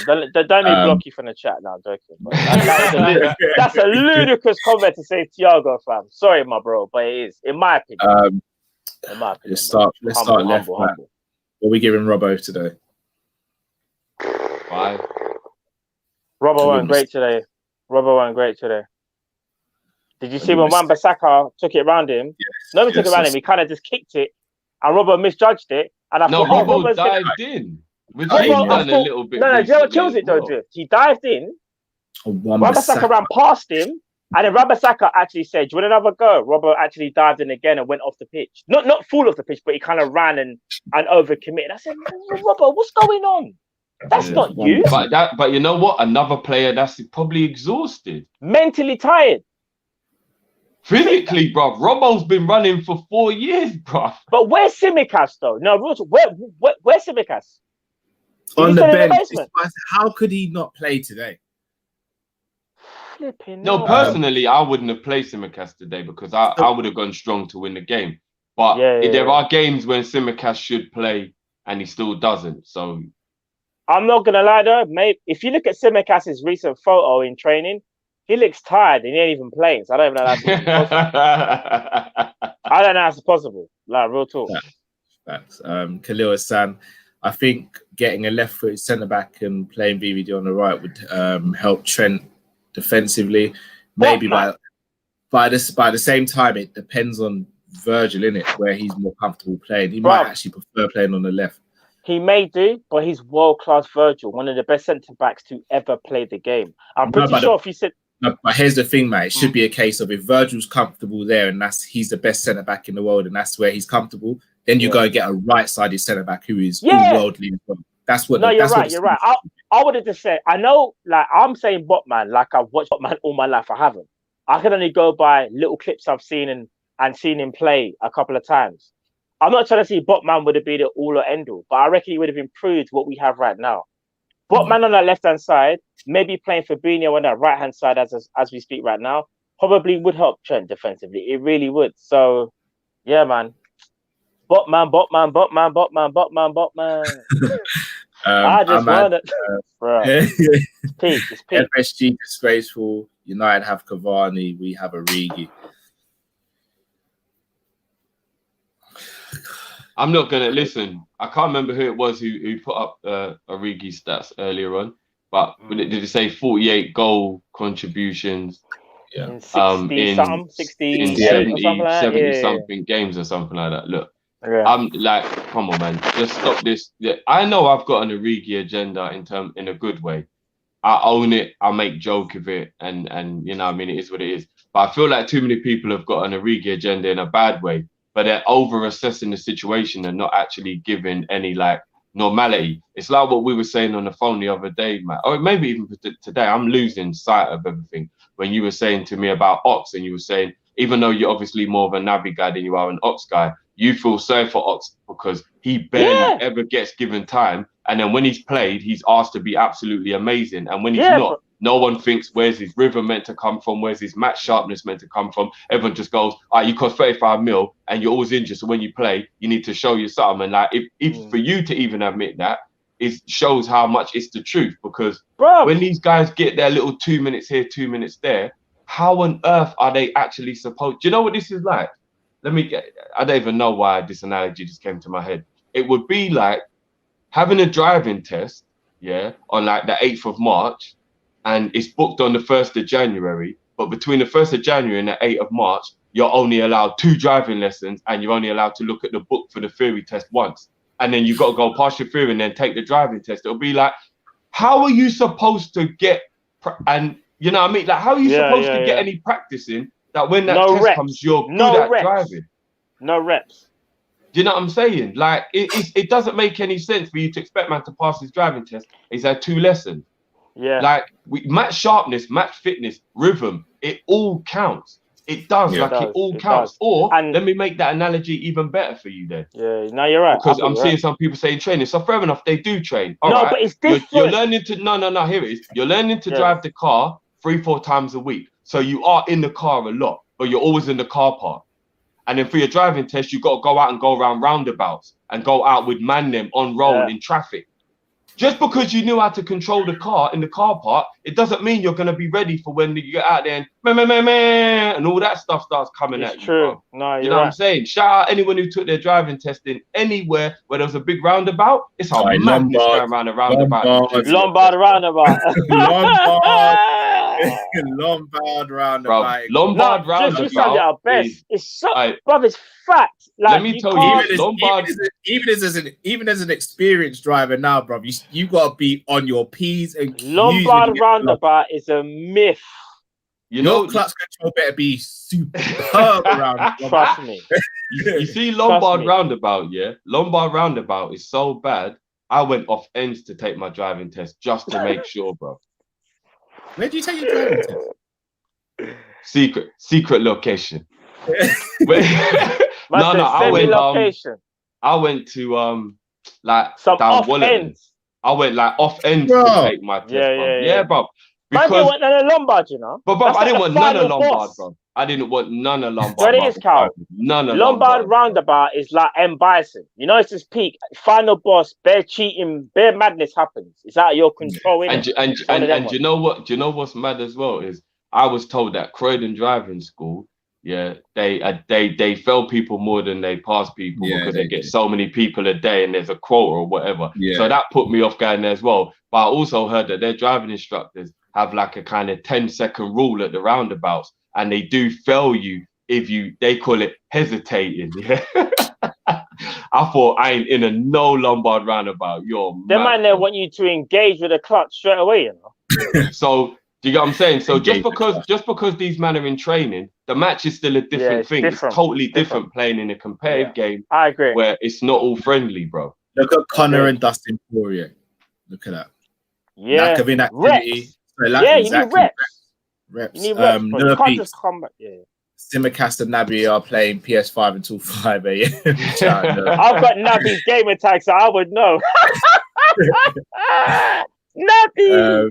Nabi lad! We should send Klopp to the basement and get Stevie. I disagree with that. I'm not getting rid of Oh, Klopp wow. yet. Right, people are going that far, yeah? All right. We should send Klopp to the basement. Yeah. Klopp's not. I don't want Klopp sacked. If Klopp gets sacked, people, let's not get carried away here. If Klopp ain't the problem. Klopp go before FSG, We're in trouble. we're gonna have serious issues. We will go through managers like how a man will go through napkins when he's eating his dinner, fam. You don't want that, trust me. It just gets a bit sticky barbecue chicken, bro. pure napkin. Coleslaw, a little bit of coleslaw on the side piece and that. Nah, bro. You don't want to see it. Having to use your sleeve and that, yeah. Trust me. And you know you gotta roll it up because you're like, Exactly. You don't want to see it, fam. You hate to see it, bro. To hear, we have Tottenham next. Why is it so depressing? Yeah, we got a Tottenham preview in the week for you guys. Is it Tottenham next? Yeah. When? What day? Not midweek. I think it's Thursday. Are you joking? No, I'm not. Matt, have you not seen? We've got Everton, Leicester, Tottenham, Man City, and West Ham in our next 5 games. We are done, fam. Samir Eder Militao on loan till summer just makes sense. It's made sense since the news broke. Sorry, Cal. That was my bad. That's all right. Khalil Hassan, why don't we put buyback clause on our players? We do with most of our players, to be honest. We do have buyback. Guys, let's finish. I tell you why we don't put them on all of them though. Because we sell players at such a good price that the club's not going to pay all that money and still let us put a buyback clause. I'm not going to lie. We sell some duds. Like, no disrespect to we should have put a buyback clause on Ings though. I know. Yeah. Like, you see, like Solanke and them man there. Yeah, them man there can go, man. We don't need no buyback. Just need to shut them and run, bro. Reese, sorry, if it's been said before, though we lost is a performance we can build on. The attack started to look good. When Matip plays, we'll be fine. I agree with everything. The last sentence is if and when, though. And Matip can't fix the whole problem, in my opinion. As good as I still think the attack looked a little bit disjointed, even though today was a lot better than other days. It's still not looking like what I know. No, of course, I agree with that. Yeah, it's not the same. It's not the same. I agree. Martin, guys, do you think Top's time is up? He is out of ideas, silly subs. How is the team making the same mistakes over and over again in 5 games? No, I don't. I've got a lot to say about Klopp still. Yeah. Just quickly, I don't think his time's up. Yeah, let's finish the player ratings and then we'll do the Klopp stuff. Okay, cool. So let's quickly go through the player ratings then. Yeah. We've done Robbo already. Fabinho. Yeah. I'm not gonna lie. I'm still only gonna give Fabinho a 5.5. I don't think he was. Yeah, I don't think he was crap or anything like that. But some of his diving in, I have to just rate it for what it was and not look at it because it's Fabinho. Like I think he got spanned quite a few times. He looks tired. He was diving in a bit. Where was he when Milner even made that mistake? Why was that Milner? Why was that not Fabinho? No, because Milner's covering the left. Robbo pushed up. Robbo was running back. Fabinho was nowhere to be seen. Full no, stop. No. Fabinho kind of moved in one, so Fabinho was there, but Milner was basically acting. Was that Fabinho? I thought it was Reece that was the other. No. Fabinho was there, but Milner had to kind of cover the left back position because Robbo pushed up, and we remember when we got countered. But I swear I saw Robbo in the picture. When you see the ball, Robbo's running back, but Milner is covering him because Robbo just come from the attack. I'll have to have a look at that. Going again then. But yeah, I just don't think Fabinho had. I don't think he was crap, but he wasn't good. For me, so I'm going to give him a 5.5 today. Okay, for me, I'm giving Fabinho a 6 or maybe 6.5. Reason being is because you got to understand something. I know maybe he hasn't been his normal self maybe today. I still think he had an okay game and decent game, my head. He's playing with Reece Williams. And when you're playing with people that you're not used to as well, bro, it must be hard to keep chopping and changing every second as to which centre back am I playing with next. I've got to, work out what Reece is doing. I've got to work out what you guys trying to say, bro. So it's very different. I think Fabinho done the best that he could today. And I think if Matip plays next to him, we see a better Fabinho.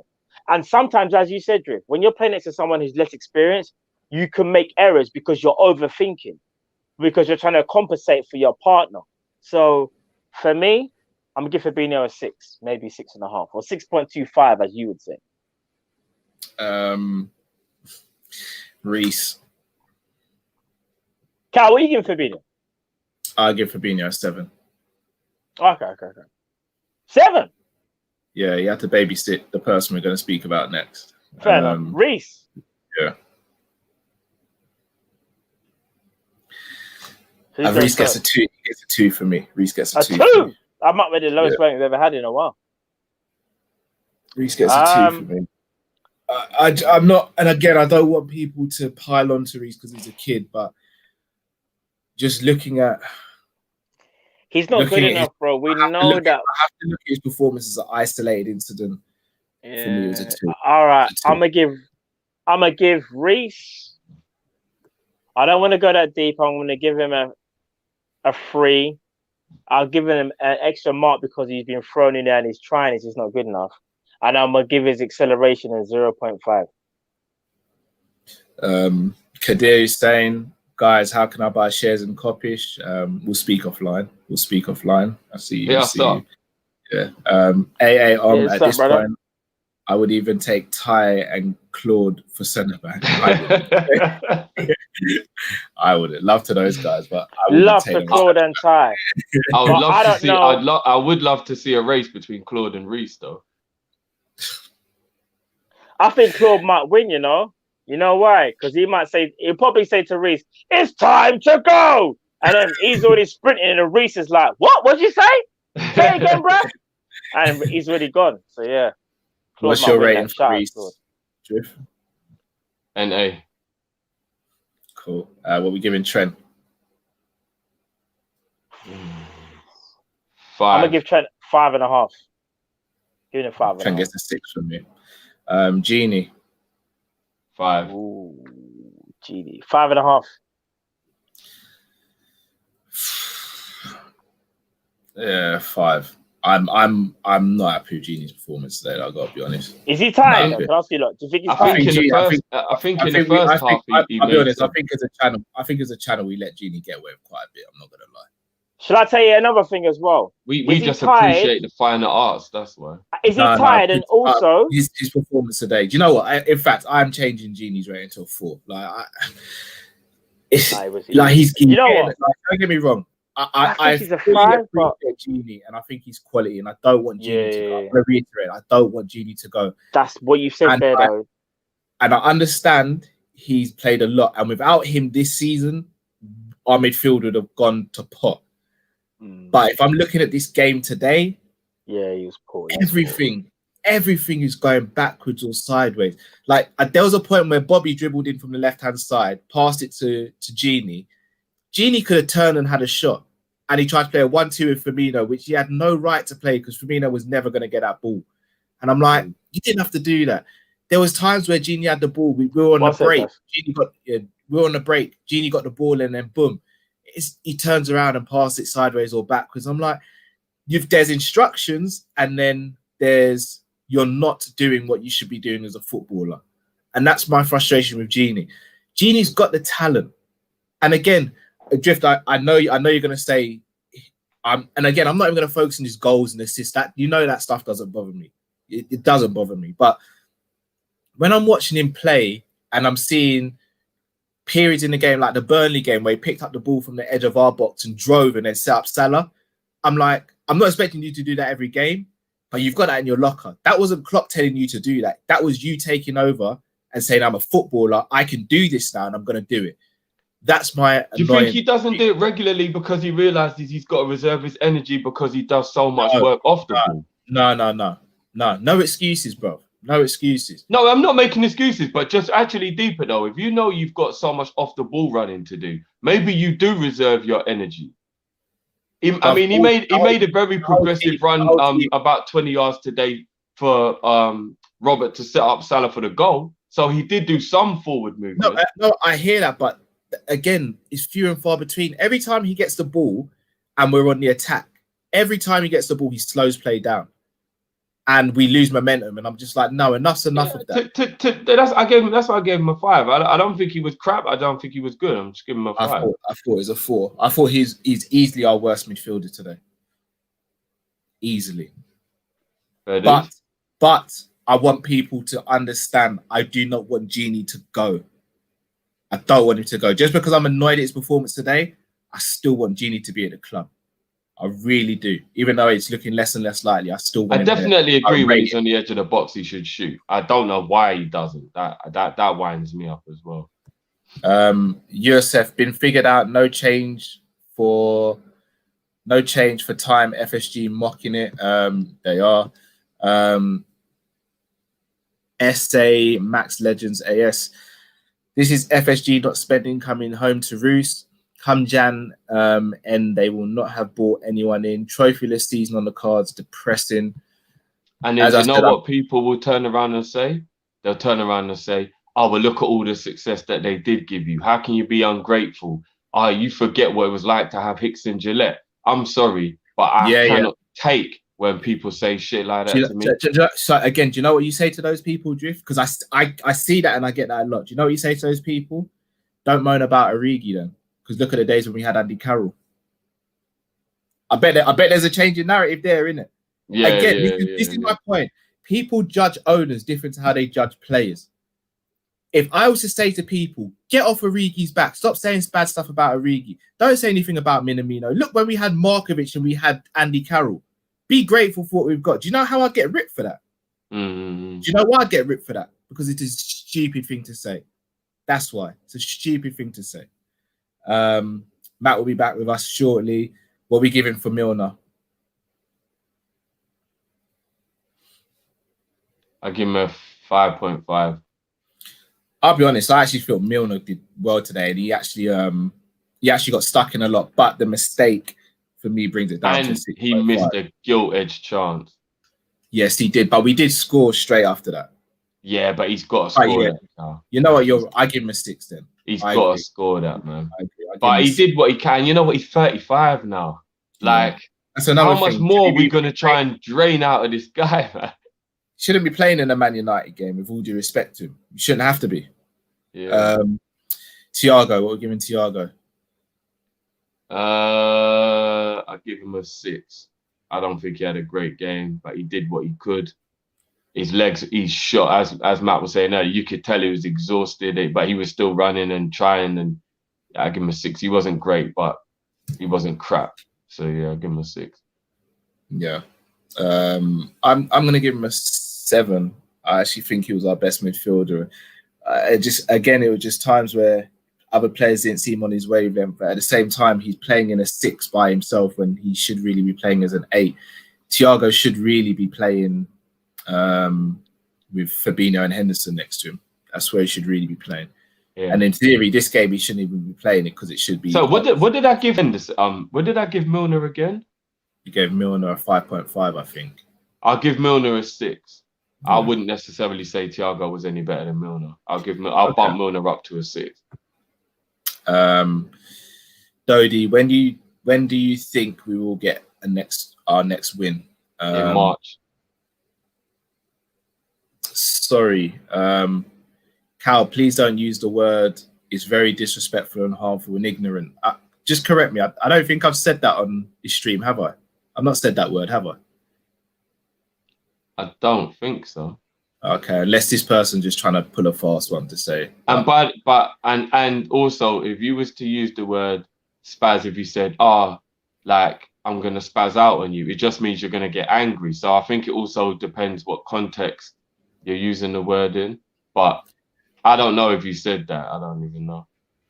Hey, shout out to the LFC day trip. It's been a little while since we've done a little collab, so we will speak to you guys offline, man. We need to link up again. It's been a little while. Hope you guys are all well.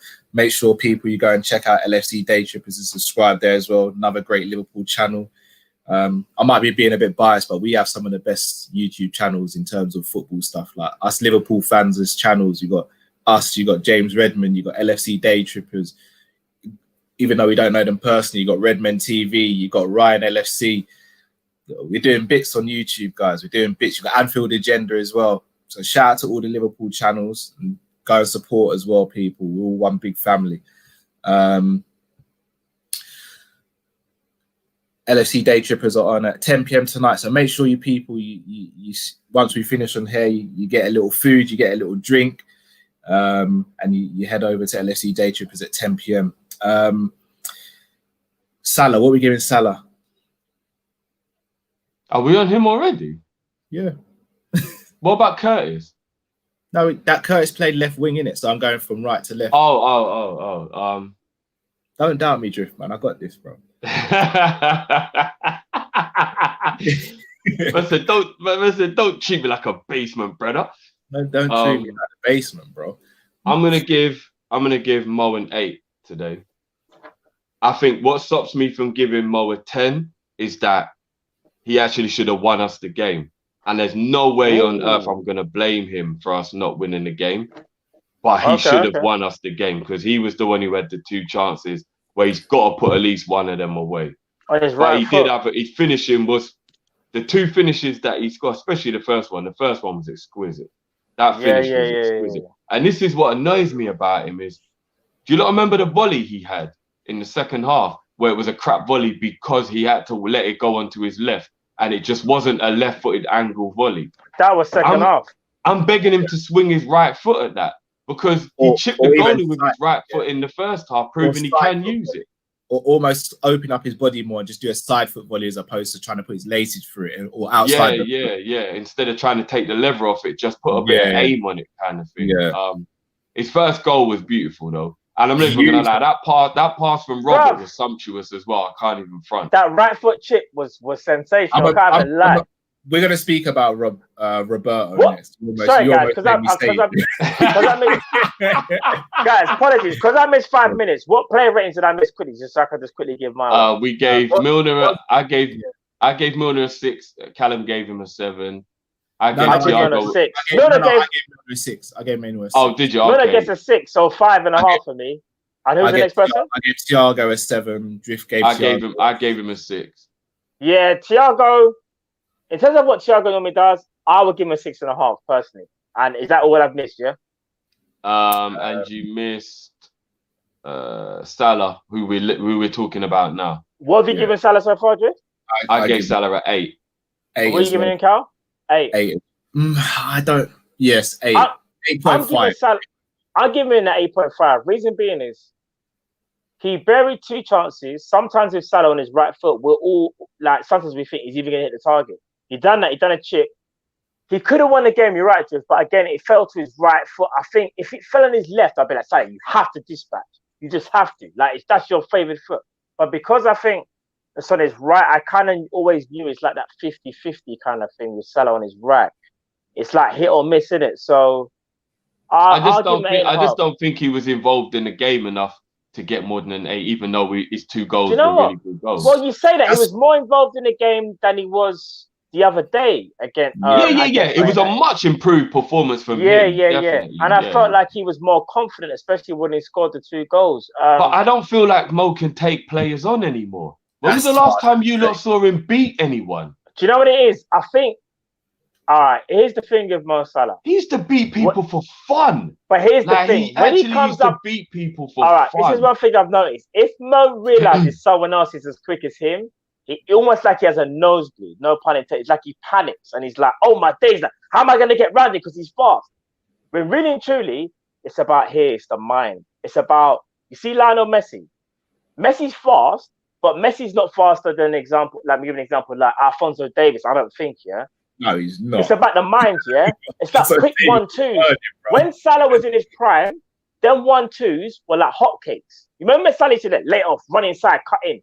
Instead, now what he does is he looks at the player and goes, I don't know what I'm doing here. Like, let me kick it back and reset. don't want to see that. You're Mo Salah. You're a leading goal scorer for a reason. Have more confidence. I think it's a confidence issue. He was also receiving in his peak season. He was also receiving the ball higher up the pitch. Same with Mane and Firmino. Yeah, but I think it's a difference when the deeper you receive the ball, the harder it is to beat players. And that's true. No Beats is just gonna say what I was gonna say as well. With Salah, Luke Shaw beat him a lot and took the ball away from him a lot today. In certain that's very true. But as a Man United fan, here's the flip side. As a Man United fan, you may sit there and go, "Yeah, wait, Shaw took the ball off him bare times." But at the same time, sure, you let your guy score 2 goals. So we can't, even though you're right, Salah still scored 2 goals. And remember, one of the goals he scored, he made that run inside of Luke Shaw and Maguire, which is a perfectly timed run. And Firmino played that sick ball. So we have to give credit to Man. I know he's maybe slightly different in terms of beating man and whatever.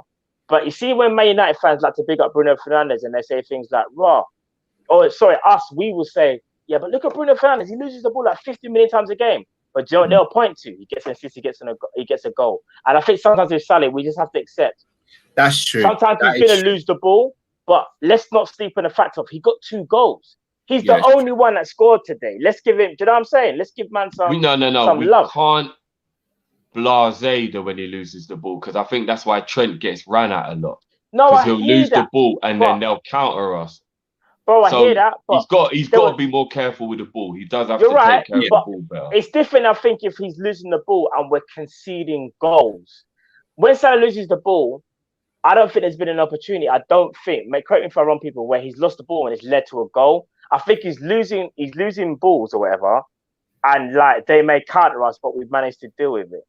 There's a big difference. And I know some teams may score at a certain point, but I don't think we're at that stage yet with Salah, like how, in my opinion, it is with Bruno Fernandes. Because Bruno Fernandes, for me, as great as he is, he loses the ball a lot. But do you want to know why? It's because he tries fancy things and he tries to do something so quick. Like his execution, he'll get the ball, turn, and try pass. Whereas you might see someone like Pogba or McTominay take one more extra touch and go, let me look up and see what's going on, and then I'll play that pass. Bruno's very instant. Bruno's like, get the ball, fizz it out straight away.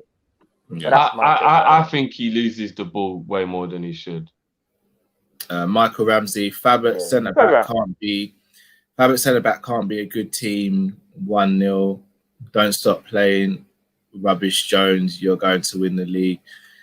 Thanks, Michael, as always. Cheers, Michael, and cheers, Michael, for not turning up in the show. If that was you, Michael, like you went kind of quiet still, fam. Yeah, I doubt it was Michael. I don't think it was Michael. When I think about it now, it wasn't. It was someone. Yeah, I doubt it. Michael just usually sends super chats with stuff that most people don't agree with. Some frauds. Nerby, Salah lost the ball to Shaw bare times. Yeah, he did. He did. I know that, but he scored 2 goals. I know he lost the ball, but yeah. Firmino. What are we saying Firmino today? 7. It's a tough one because it's a 7. It's a 7. I think some of his passing today was brilliant, and some of his passing today was poor. He's being a very Jekyll and Hyde. Yeah, what's that thing that's yin and yang? Like he's very yin and yang at the moment. It was a 7 today. Like he's good and he's bad at the same time. It's weird. Like I'm gonna be honest with you. When he set up that goal, I was over the moon, and it totally ripped away my anger that he was playing over Origi, because I don't think he should have started the game. But then for about 35 minutes, he went missing again, and I was like, "What's your point?" Then he did something great, and I was like, "Oh, see, that's what you're capable of." And it's like he was too up and down in the game. It was really frustrating. So I think a 7 probably is a correct score for him.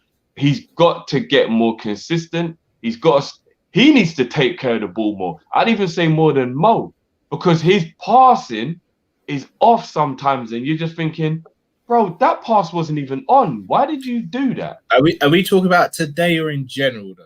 In general. Because he needs to take care of the ball better in general. I actually think today he looked after the ball. He took care of the ball way better than Mo today. Way better than Mo.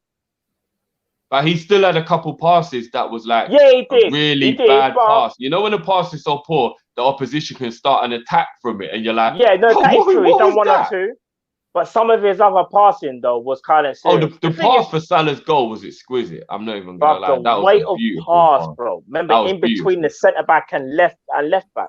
Mm-hmm. Not many people are playing that I'll ball, give you know. Robert a 7 today. He got the I'll give assist him for a the 7. second goal as well. He like so. I think a 7 is a fair one. I think But 7 again, is fair, bro. I still need to see a proper striker. I need to see if Bobby's going to play, he plays as a 10, not as a striker for me anymore. Like that ship sailed for me. Curtis Jones on the left, which was for me a terrible decision to start him on the left. Do you think it was that bad? I'm not saying that. I'll give Jones a 5.5. Yeah, I was gonna say, he wasn't shocking. I agree with Drift. He wasn't shocking. I don't think he was shocking. I think the decision to start him there was shocking. And there was 1 or 2 times where he did take his man on. He did a couple of bits of good link-up play with Robertson, but yeah, it was why was he playing there, man? Do you want to know what's so mad? All right, you lot might not want to hear this, yeah, but I'll tell you this from now. Curtis Jones, maybe, in my opinion, done better than Mane against Wan-Bissaka, you know? I'll be honest with you.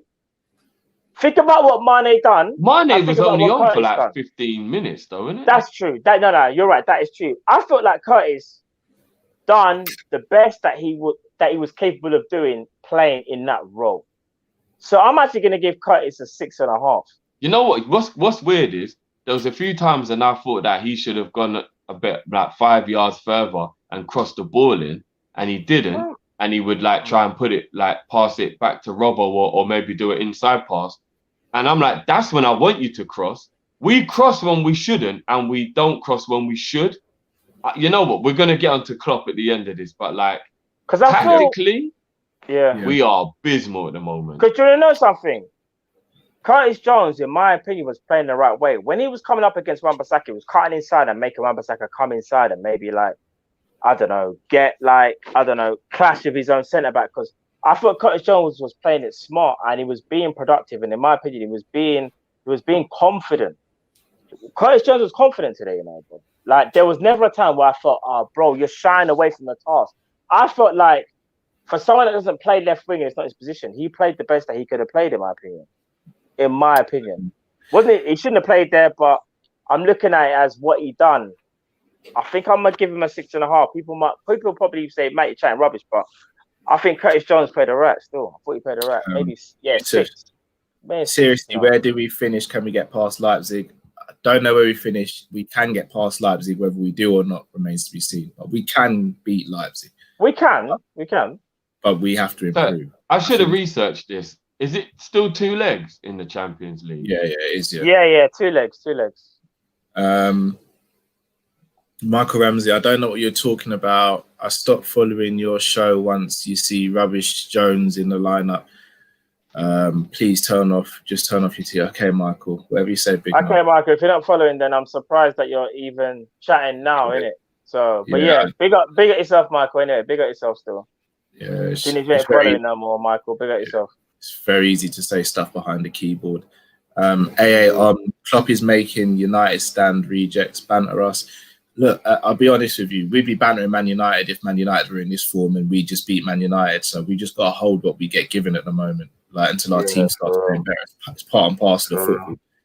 Like, it just is what it is. And is it Klopp or FSG? That's all I want to ask. You know what I mean? Like, it's both. Famalam, we can't play a higher line with players like Reece.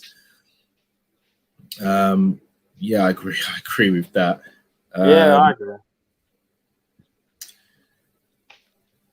All right, so Klopp now. Jeff, you want to speak about Klopp, so I'll let you start. Is it me? Or does this man look like he don't want to be here anymore? Every time I see his facial expression on the sideline, he looks like somebody who is in such disbelief of what they've just witnessed, whether it be verbally or physically, that the only thing they can do is smile, just like the only way a baby knows how to do to tell you something's wrong is to cry.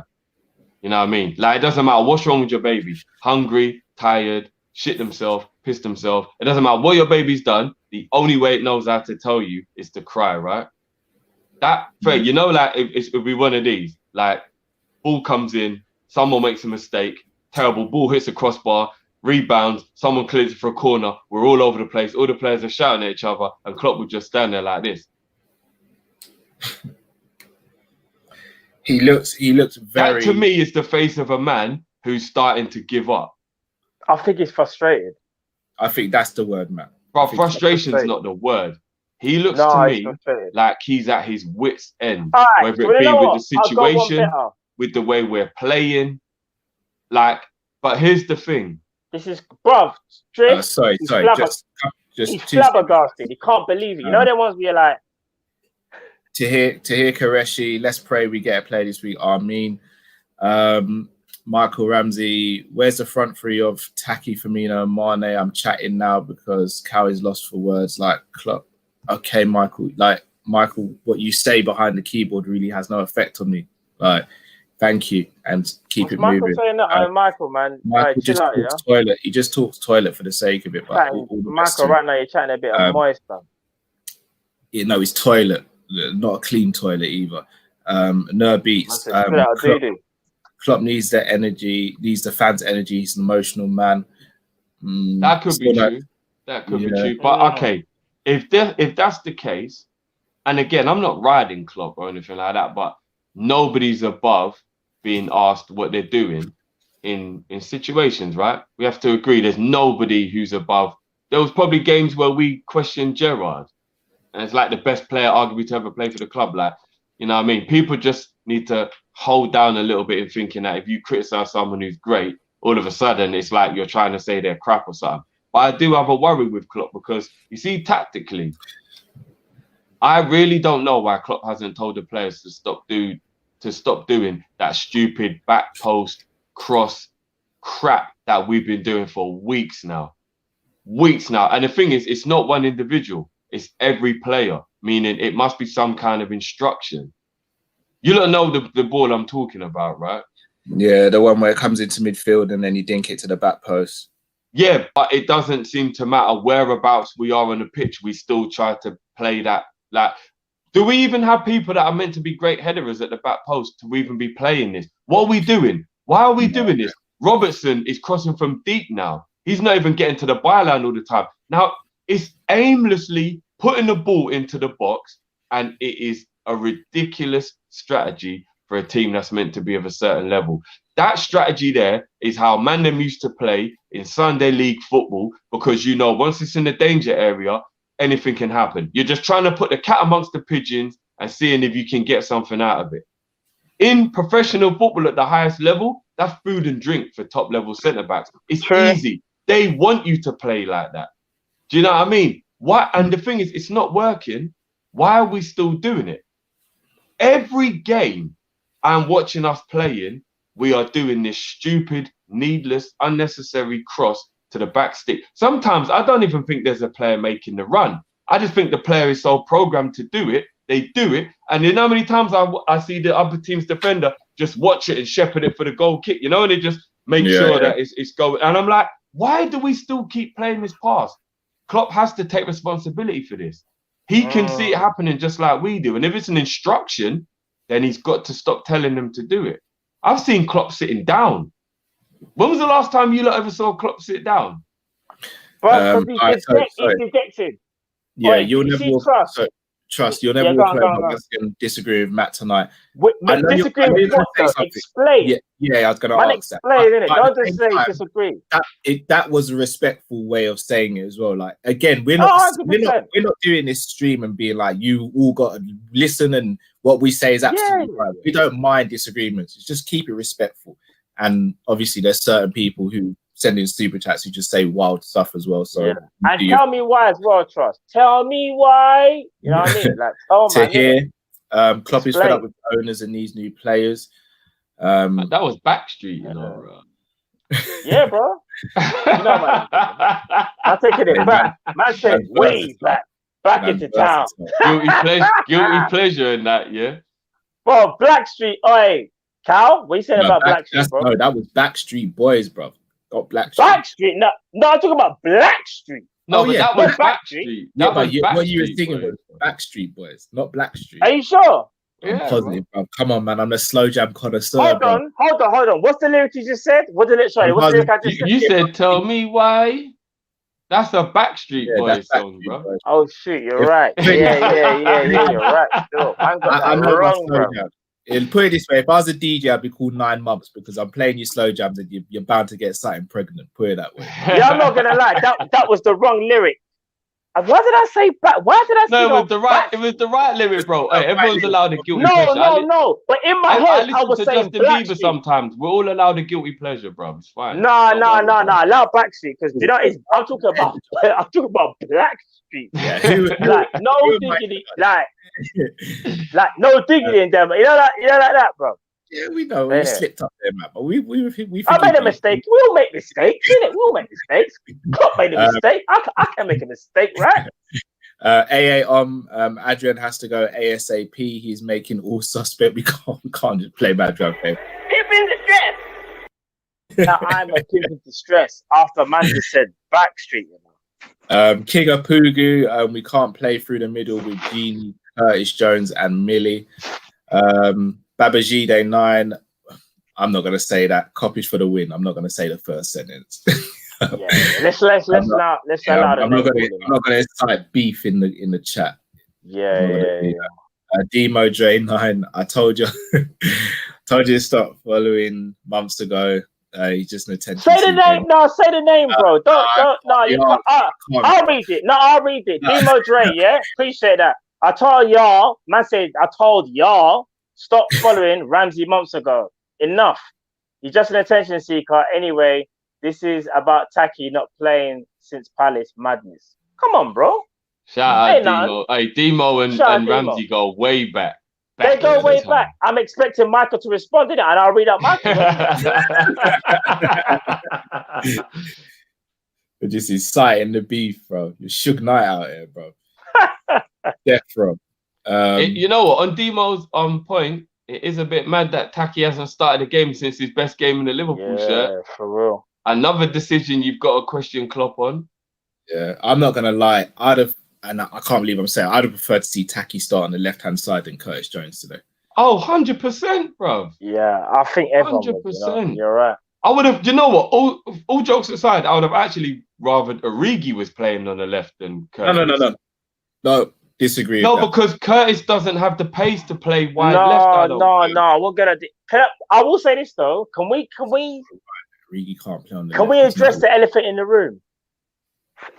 Taki's been here for over a year now.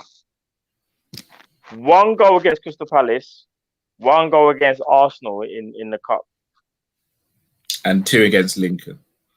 Yeah, has he done enough for you lot to convince that he's that guy? No, I'm asking you both. Is he that guy that you think we should keep in the squad? No, and again, I wouldn't sell him just yet. But he hasn't done enough, man. No way. This is what I mean. Tia Qureshi, can I ask if we sold Karius yet? We haven't sold Karius yet. Michael, Cal, your waste matter. Okay, Michael. Okay, whatever you say, bro. Michael, come on. No, leave it, Matt. Like, no, but I'm the one that even read the comment, and Michael's coming for you, fam. Matt, it's easy to sit behind the keyboard and mouth off. True, though. No, it's true. It's easy. So I'm there's no. Like, I've learned from getting into rants on people here making silly comments. At the end of the day, what's my saying? You wouldn't say it to my face, and if you would, then you better be prepared to get what you get. So you know what it is. It is what it is. Michael, thank you for the feedback. Look what happened to Connor. Remember Connor's face, people on the ground. Are you guys going to give any credit? Greenwood goal in his week, I thought was very good. Bruno goal was an Alisson's fall. He hit the corner with pace. No, I do give United credit. We focus on Liverpool here. That's the only thing. Sorry, just to confirm, I don't want any beef with anyone. I ain't got time for it. I'm like, I'm a grown man. I don't do beef, innit? I'm a grown man with a wife and a child. I don't do beef. Like, I'm a grown up. Like, beef is when you're 16, 17. Am I not right? Like, I don't do beef. I just say it how it is. If you like it. By the way, guys, I just realized I let my Rigi agenda get the better of me. But you get the point. Curtis shouldn't be playing on the left wing, though. He shouldn't be playing there. And I think that that's a decision that might even be given a little bit of, like, is it more subliminals? Is it Klopp doing? I'm trying to figure out if some of what Klopp's doing are subliminals right now, because he's doing things that don't make sense and are very out of character. Feel like they are a little bit. Gotta be honest. Feel like they are a little bit. Like, very out of character. Some of the things that he's doing, man. I don't know. I've got a feeling he's fallen out with someone behind the scenes. You know, it seems like it. He's fed up, He's fed up. Andre, better performance up front for in a long time. Agreed. The season is a marathon, not a race. Too much gas from Manx. You'll never walk alone. Yeah, I ignore what Man United fans say, if I'm going to be honest. Let them gas it up, man. Let them gas it up. Got love yourself and repeat after that game, Drifty. Conroy. This is a depression we're all getting into. So what are we giving Klopp as a rating then, guys? 2.5.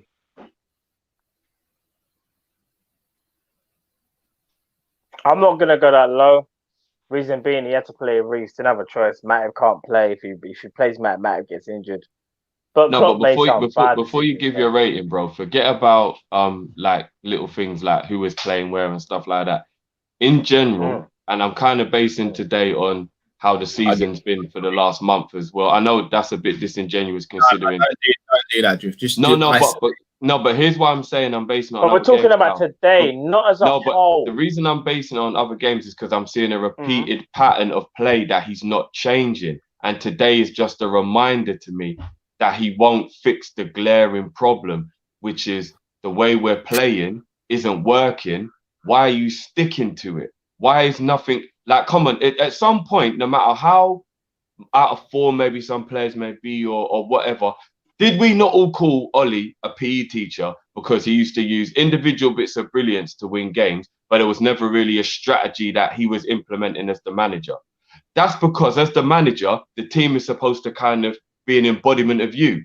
They're supposed to represent you. We've known for 4.5, 5 years what our team looks like on the pitch. Klopp, they're an embodiment of him. They mirror him on the. So guys, you can't tell me that in the last few months, and especially in this poor run of form, that there hasn't been a weird kind of. It's been the last month. It's been the last month. We've looked lost, bro. We've actually looked lost. But we have to judge today on today, not. No, but what I'm saying is, Bob, it's just another game with the same shit. No, I hear that, but we can't judge. No, I can, bro, because if you're going to keep doing the same thing over and over again, there's got to be a point when you're judged on it, regardless of whether it's that game or it's not. I'm basing it, for me, I'm basing it off today's game. Today's game is still a 3. For me, today's game is 3. He gets like a 3 or 3.5 or a 4. He was poor today. Klopp was poor. Listen, Curtis Jones left wing. Sorry, man. Let me just read out Super Chats and address something quick. Yeah. So Amas Soko, Drift, you're right. Klopp fed up with the ownership. AA, thank for your Super Chat. Not going to read it out. Michael Ramsey, thanks for your Super Chat. But again, Michael, if you don't like what we do here, no one's forcing you to watch us. No one's forcing you to watch us. Again, easy to say stuff behind the keyboard. We're probably never going to meet in real life. Michael, you genuinely don't have to watch us. You're not being forced to. And if you are, then it's weird that you're being forced to watch us and you're sending us money to say silly you're being stuff. Forced, Michael. Speak to your lawyer or something, innit? Like, no one should be held against their will, innit, still. Sly Ross 1, Ty from AFTV is right. The refs are awful. And guys, I'm going to be real with you. I think we're pretty lenient on this channel. We're just going to start blocking people now. So it's to be honest with you, I've got a feeling it's kind of like that. You remember when little boys would like be horrible to the girl, but it was really because they liked her. I think Michael likes us really. It's I tell you what it is, Drift. Not to it's people having the protection of being behind a screen and not having someone's identity known. That's what it is. let's be I mean, honest. to be fair, normally No, he it just is. says outrageous things about players, but But let's be honest. Like Facts. Without saying it's facts. we'll probably never see Michael or anyone else. We'd walk past Michael and not know who he is because we've never seen his face. Therefore, he feels as though he can say and do what he wants. Did I? I know I've come away from the screen a bit. Did I miss something that was actually directed in a rude way? He's chatting. He said something about you, but I'm not going to read it out. But yeah, I will just say that. So, guys, if you're going to come on here and start throwing out insults and stuff, we're just going to block you. So it's up to you guys. But the warning's been done now, and you guys know what it is from now on. But for the rest of you guys who are always here, and even if you're new here and you're being respectful and you're always sending in your opinions, whether we agree or disagree, we love you all. But to the others who aren't, then it is what it is. You either stick around or you go somewhere else. Dodie, I'm sorry to ask again, but when is our next win? Dodie, I'll be honest, the reason I've not answered is because I genuinely don't know. I genuinely don't. Man don't know, bro. That's the honest truth, isn't it? All right, can I ask you another question? Because I know a lot of people looked at me sideways when I said this is sackable form that we're in. What are you lot saying now? 3 games later, 2 losses and a draw after I said it. No, I still obviously remember. I did not say Klopp should be sacked in any way, shape, or form. I said if another manager like Lampard or Solskjaer had the form we've had, everybody would be saying Lampard out, Ollie out. They would be. Are you saying any manager in the world? Or are you talking about because you're playing for Liverpool? I'm saying if any other Liverpool manager. Okay. Who didn't have credit in the bank, had the form that we've been on, people will be calling for him to be sacked. Well, here's the thing. So it's worrying that Klopp's got form going on right now. That's that bad. That's what I'm saying. This is what I will say to that, Drift. If you just look at the form book, then you have a point, but you have to take context of it as well. We're in this situation because Klopp hasn't been backed. We're also in this situation. I get that. We're also in this situation because players aren't finishing on the football pitch. Like, Klopp isn't to blame for those things. Like, let's be honest. If players had finished their chances in the last 4 games and we had played the exact same, we wouldn't be sitting there saying we're playing rubbish. We'd still be saying there's room for improvement and there's still things we could do better. I'd still be worried about the way we're playing. I've been worried for a while, bro. No, we'd be worried in the sense of we can improve and we could start losing games, but we wouldn't be sitting there saying, Klopp's getting it completely wrong every single game. He's making mistakes, but he's not getting it completely wrong. If he was backed and the players were scoring at a better rate, I think I saw a stat that our conversion at the moment is 0.08% or something like that. Like, no manager can legislate for that. And all right, guys, let me just give you an example. You look at Ole Gunnar Solskjaer, where he's top of the league at the moment. His players are scoring and performing above the average rating, hence why his team is looking better. But really and truly, I still believe we're actually playing better football than Liverpool. Sorry, than Man United. It's just that they are more clinical than us. Yeah, but here's my point, yeah. And again, I would just reiterate this for the people who are going to be silly enough to think that I'm saying Klopp should be sacked or some stupid shit like that. But I'm just trying to even more do what Callum would normally do and maybe be devil's advocate. Or I'm trying to look at it from a non-biased point of view with regard to the love that I have for Klopp. Klopp is really starting to lose, like, the players, the system, the fear factor. There's a lot going on right now that I think we have to deep, guys. Like, we're really, and even though what you're saying, Callum, is true, there are a lot of extenuating circumstances that are to blame, and a lot of this is kind of because of whatever's going on. I even agree with that. But bro, one thing I will say is nobody gave Brendan Rodgers that fly when he had Suarez taken from him. Sturridge was injured for a whole season. He was given a player in Balotelli he didn't want and things like that. Nobody gave a shit about Brendan. Everyone just went, not good enough, get rid of him. So what I'm saying is, I know Klopp is a way better manager than Brendan in the grander scale of things. And what he's done has been sensational for the club. And I don't want Klopp to ever leave Liverpool. But I'm not going to question the manager, regardless how much I love him or how good he is, when something's happening at my club that's so bad, guys, you lot couldn't even remember the last time we won a game. We are playing teams, guys, we should not be dropping points to. West I hear Brom, what- Newcastle. We should not be dropping points in Agreed, this game. agreed. But do you want to know something? We're the out Brendan- of 2 cups. Since the start of the season, we've just had issue after issue after Can we issue. keep blaming injuries, though? No, Is there but not a hear point me- where the manager Drift, needs responsibility for let- his tactics? Drift, hear me out. We lost Van Dijk, talisman. We lost Thiago, just come in, new signing. We lost Mane, COVID, Salah, COVID, Trent, COVID, Tsimikas, COVID, Matip always injured, Henderson, injuries, Naby can't stay fit, Oxlade-Chamberlain, injury before the start of the season. Bro, you could be the best manager in the world. To negate your way throughout the season with those players that keep coming in and out of your side, and especially those that are important, like your Van Dijk, I've even mentioned Gomez, it's going to be hard, bro. And you're right, just shy away from the fact that we should be beating Newcastle, West Brom and them teams there. But I just think Klopp not being backed, bro, when he's kind of needed his managers, his managers to give him the backing and say, listen, I'm in a situation here. I can get us out of this, Just give me one player, and I reckon that one player, we might not win the league, but we'll be able to do better than what we're doing now. I think Klopp, maybe, if you ask me, feeling a little bit sorry for himself. He's fed up. You can tell it when you look at him and he's smiling at everything that goes wrong, which he normally does anyway, but he just looks a bit more crude now when he does it. You can't really blame the guy, fam. Well, you can and you can't, if that makes sense. He's fed up, bro. He needs help. He can't work miracles. When you have to play Reece Williams at centre-back against Man United, and then Reece Williams makes that mistake, if you're Jurgen Klopp, all you can do is sit there and laugh. You can just go, I'll be honest. I told these guys in the meetings, we need a centre-back. I'm playing a youth that shouldn't be playing.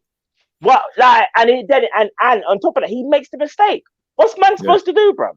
I think this is something we should go into deeper. I don't think we should only spend 10 minutes on it. I think we should go into into We'll go into it tomorrow.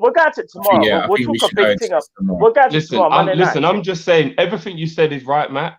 And I'm in agreement with 90% of what you're saying. I agree with what you're saying as well. At the same time, bruv, I'm sorry. There comes a point where doing the same thing over and over again is a sign of madness. And Klopp's looking real inept right now in changing the team tactically, regardless of what's going on.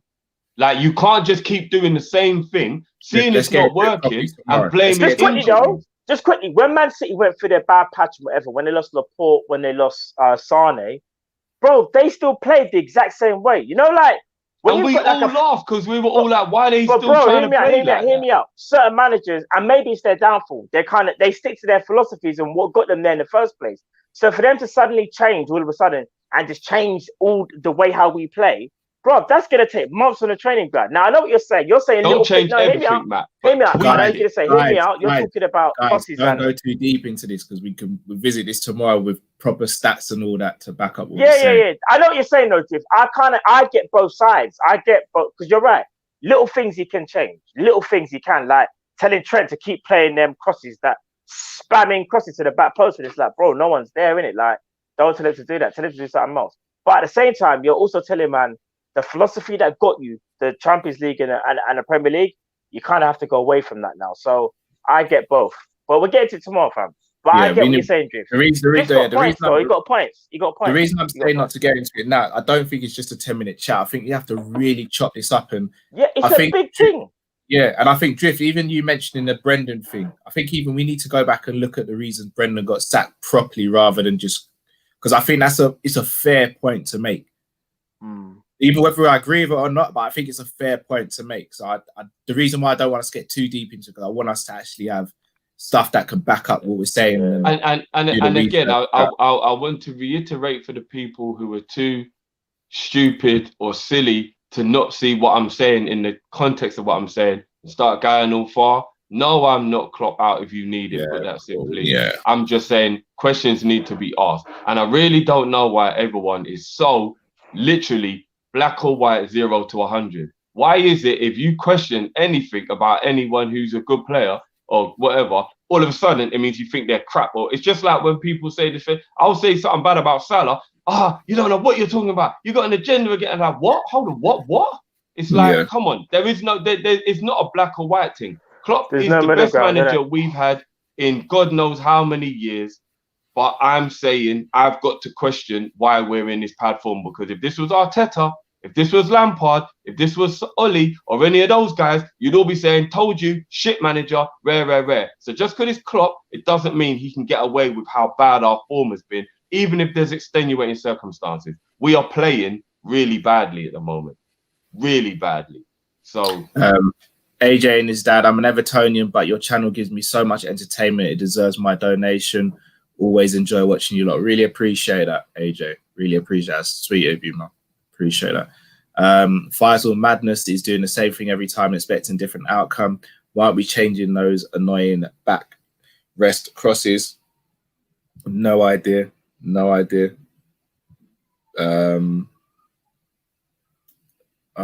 Michael's still commenting. Unfortunately, Mike, I'm not going to read that. He's talking about Demo, innit? They're going back and forth, innit? Yeah. When do you guys get moderators improved soon? Yeah, we're going to be getting moderators this week. Actually started putting that into place already, so that will be this week. Sanjay, great work, great show work, bros. We will get through this storm to better times. FSG needs to take the majority of the blame, as we should never have been here. Yeah, agree. I think he summed it up before we go, Cal. We should have been in a situation. I know we've had injuries, but when you think about it, all FSG had to do is say, listen, Klopp, we can't give you 100 million centre back. We can't even maybe give you a 50 million centre back. But what we can do is we can give you a 30 million, 25 million centre back, and you can. I see Terry in the thing. Hey, Terry, bro. Congratulations, Terry. Not today, bro. Not today. No, look, I swear. Congratulations. No, I give man his props. In it. They got the victory in it, but Rashford, Pogba, and Rashi. Pogba didn't do anything today, in my opinion. Isn't Rashford and Rashi the same person? Yeah. Sanjay. Rashford played well today. I'll give him his credit. He actually played well today. Sanjay, FSG need to go for the betterment of Liverpool. We need owners that have passion for the success of the club and will back the manager. Yeah, can't disagree with that. I'm gonna wait to see what happens until the end of the month. As I said at the beginning, you know what's gonna happen, Cal. I don't know why you're waiting another 8 days or whatever it is. I have to. Do you know what it's like saying? It's like saying you've got a bill at the end of the month here. You know how much you're gonna get paid, and you know you can't pay that bill, but you're sitting there thinking, oh, maybe something like if I get like a bit of something, you know, bro, you know you ain't getting that P. I know, you know you ain't. So you know the. So you guess what I say? Living in hope, though. I'm living. Yeah, you're living in hope. I am indeed. It's all we can do at the moment. Basically, what Cal's doing is just giving himself like 8 extra days of happiness, even though it's kind of like on a flimsy kind of. Like, he knows it's not really gonna be happiness, but at least it's not like crash burn. Yeah. Sanjay again. If we have the same owners, then Klopp or no Klopp, the struggles will be experienced by any manager. Agree. Guys, we're gonna wrap up there. If you haven't already, smash the like button. Please subscribe as well. How many likes are there, guys? Hit that like button. Today we bust another record. We hit 1.9 in the chat live. So whether you're a hater or not, appreciate it. You was here for us, smashing another milestone. Let's make that a £2,000 mark, 2,000 milestone in our next stream, which will be tomorrow. As Cal said, we're going to start dissecting some of this Klopp stuff. I'm going to trust in my faithful Donatello here, Mr. Cal, who's going to go away and do a lot of strategic building, getting the stats together. And I'm just going to sit here like Raphael, just vexed. Right now, who would you be right now, Matt? Yeah, actually, you're done that. You're Michelangelo still. You're always up for a laugh still. I'll call you Michelangelo. Massive up Michelangelo, you know, massive. Wait, you know what? Long as there's pizza, man's calm, innit?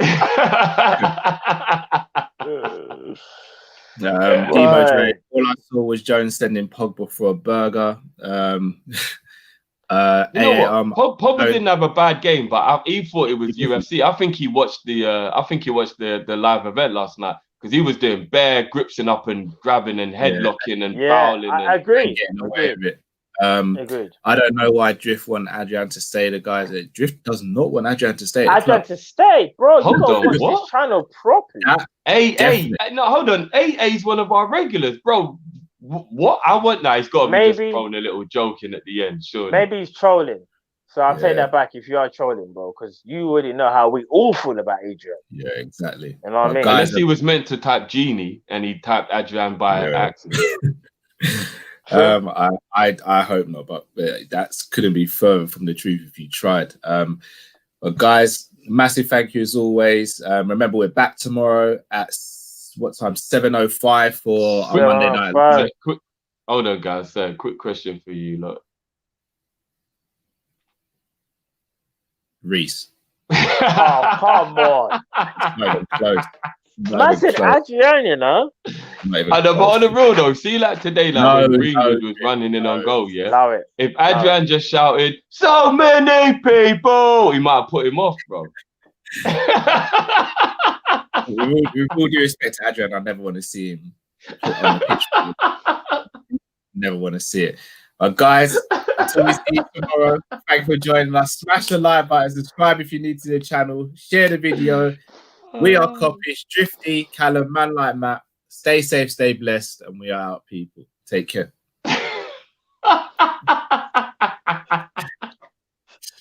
Drift, you're shocking, bro.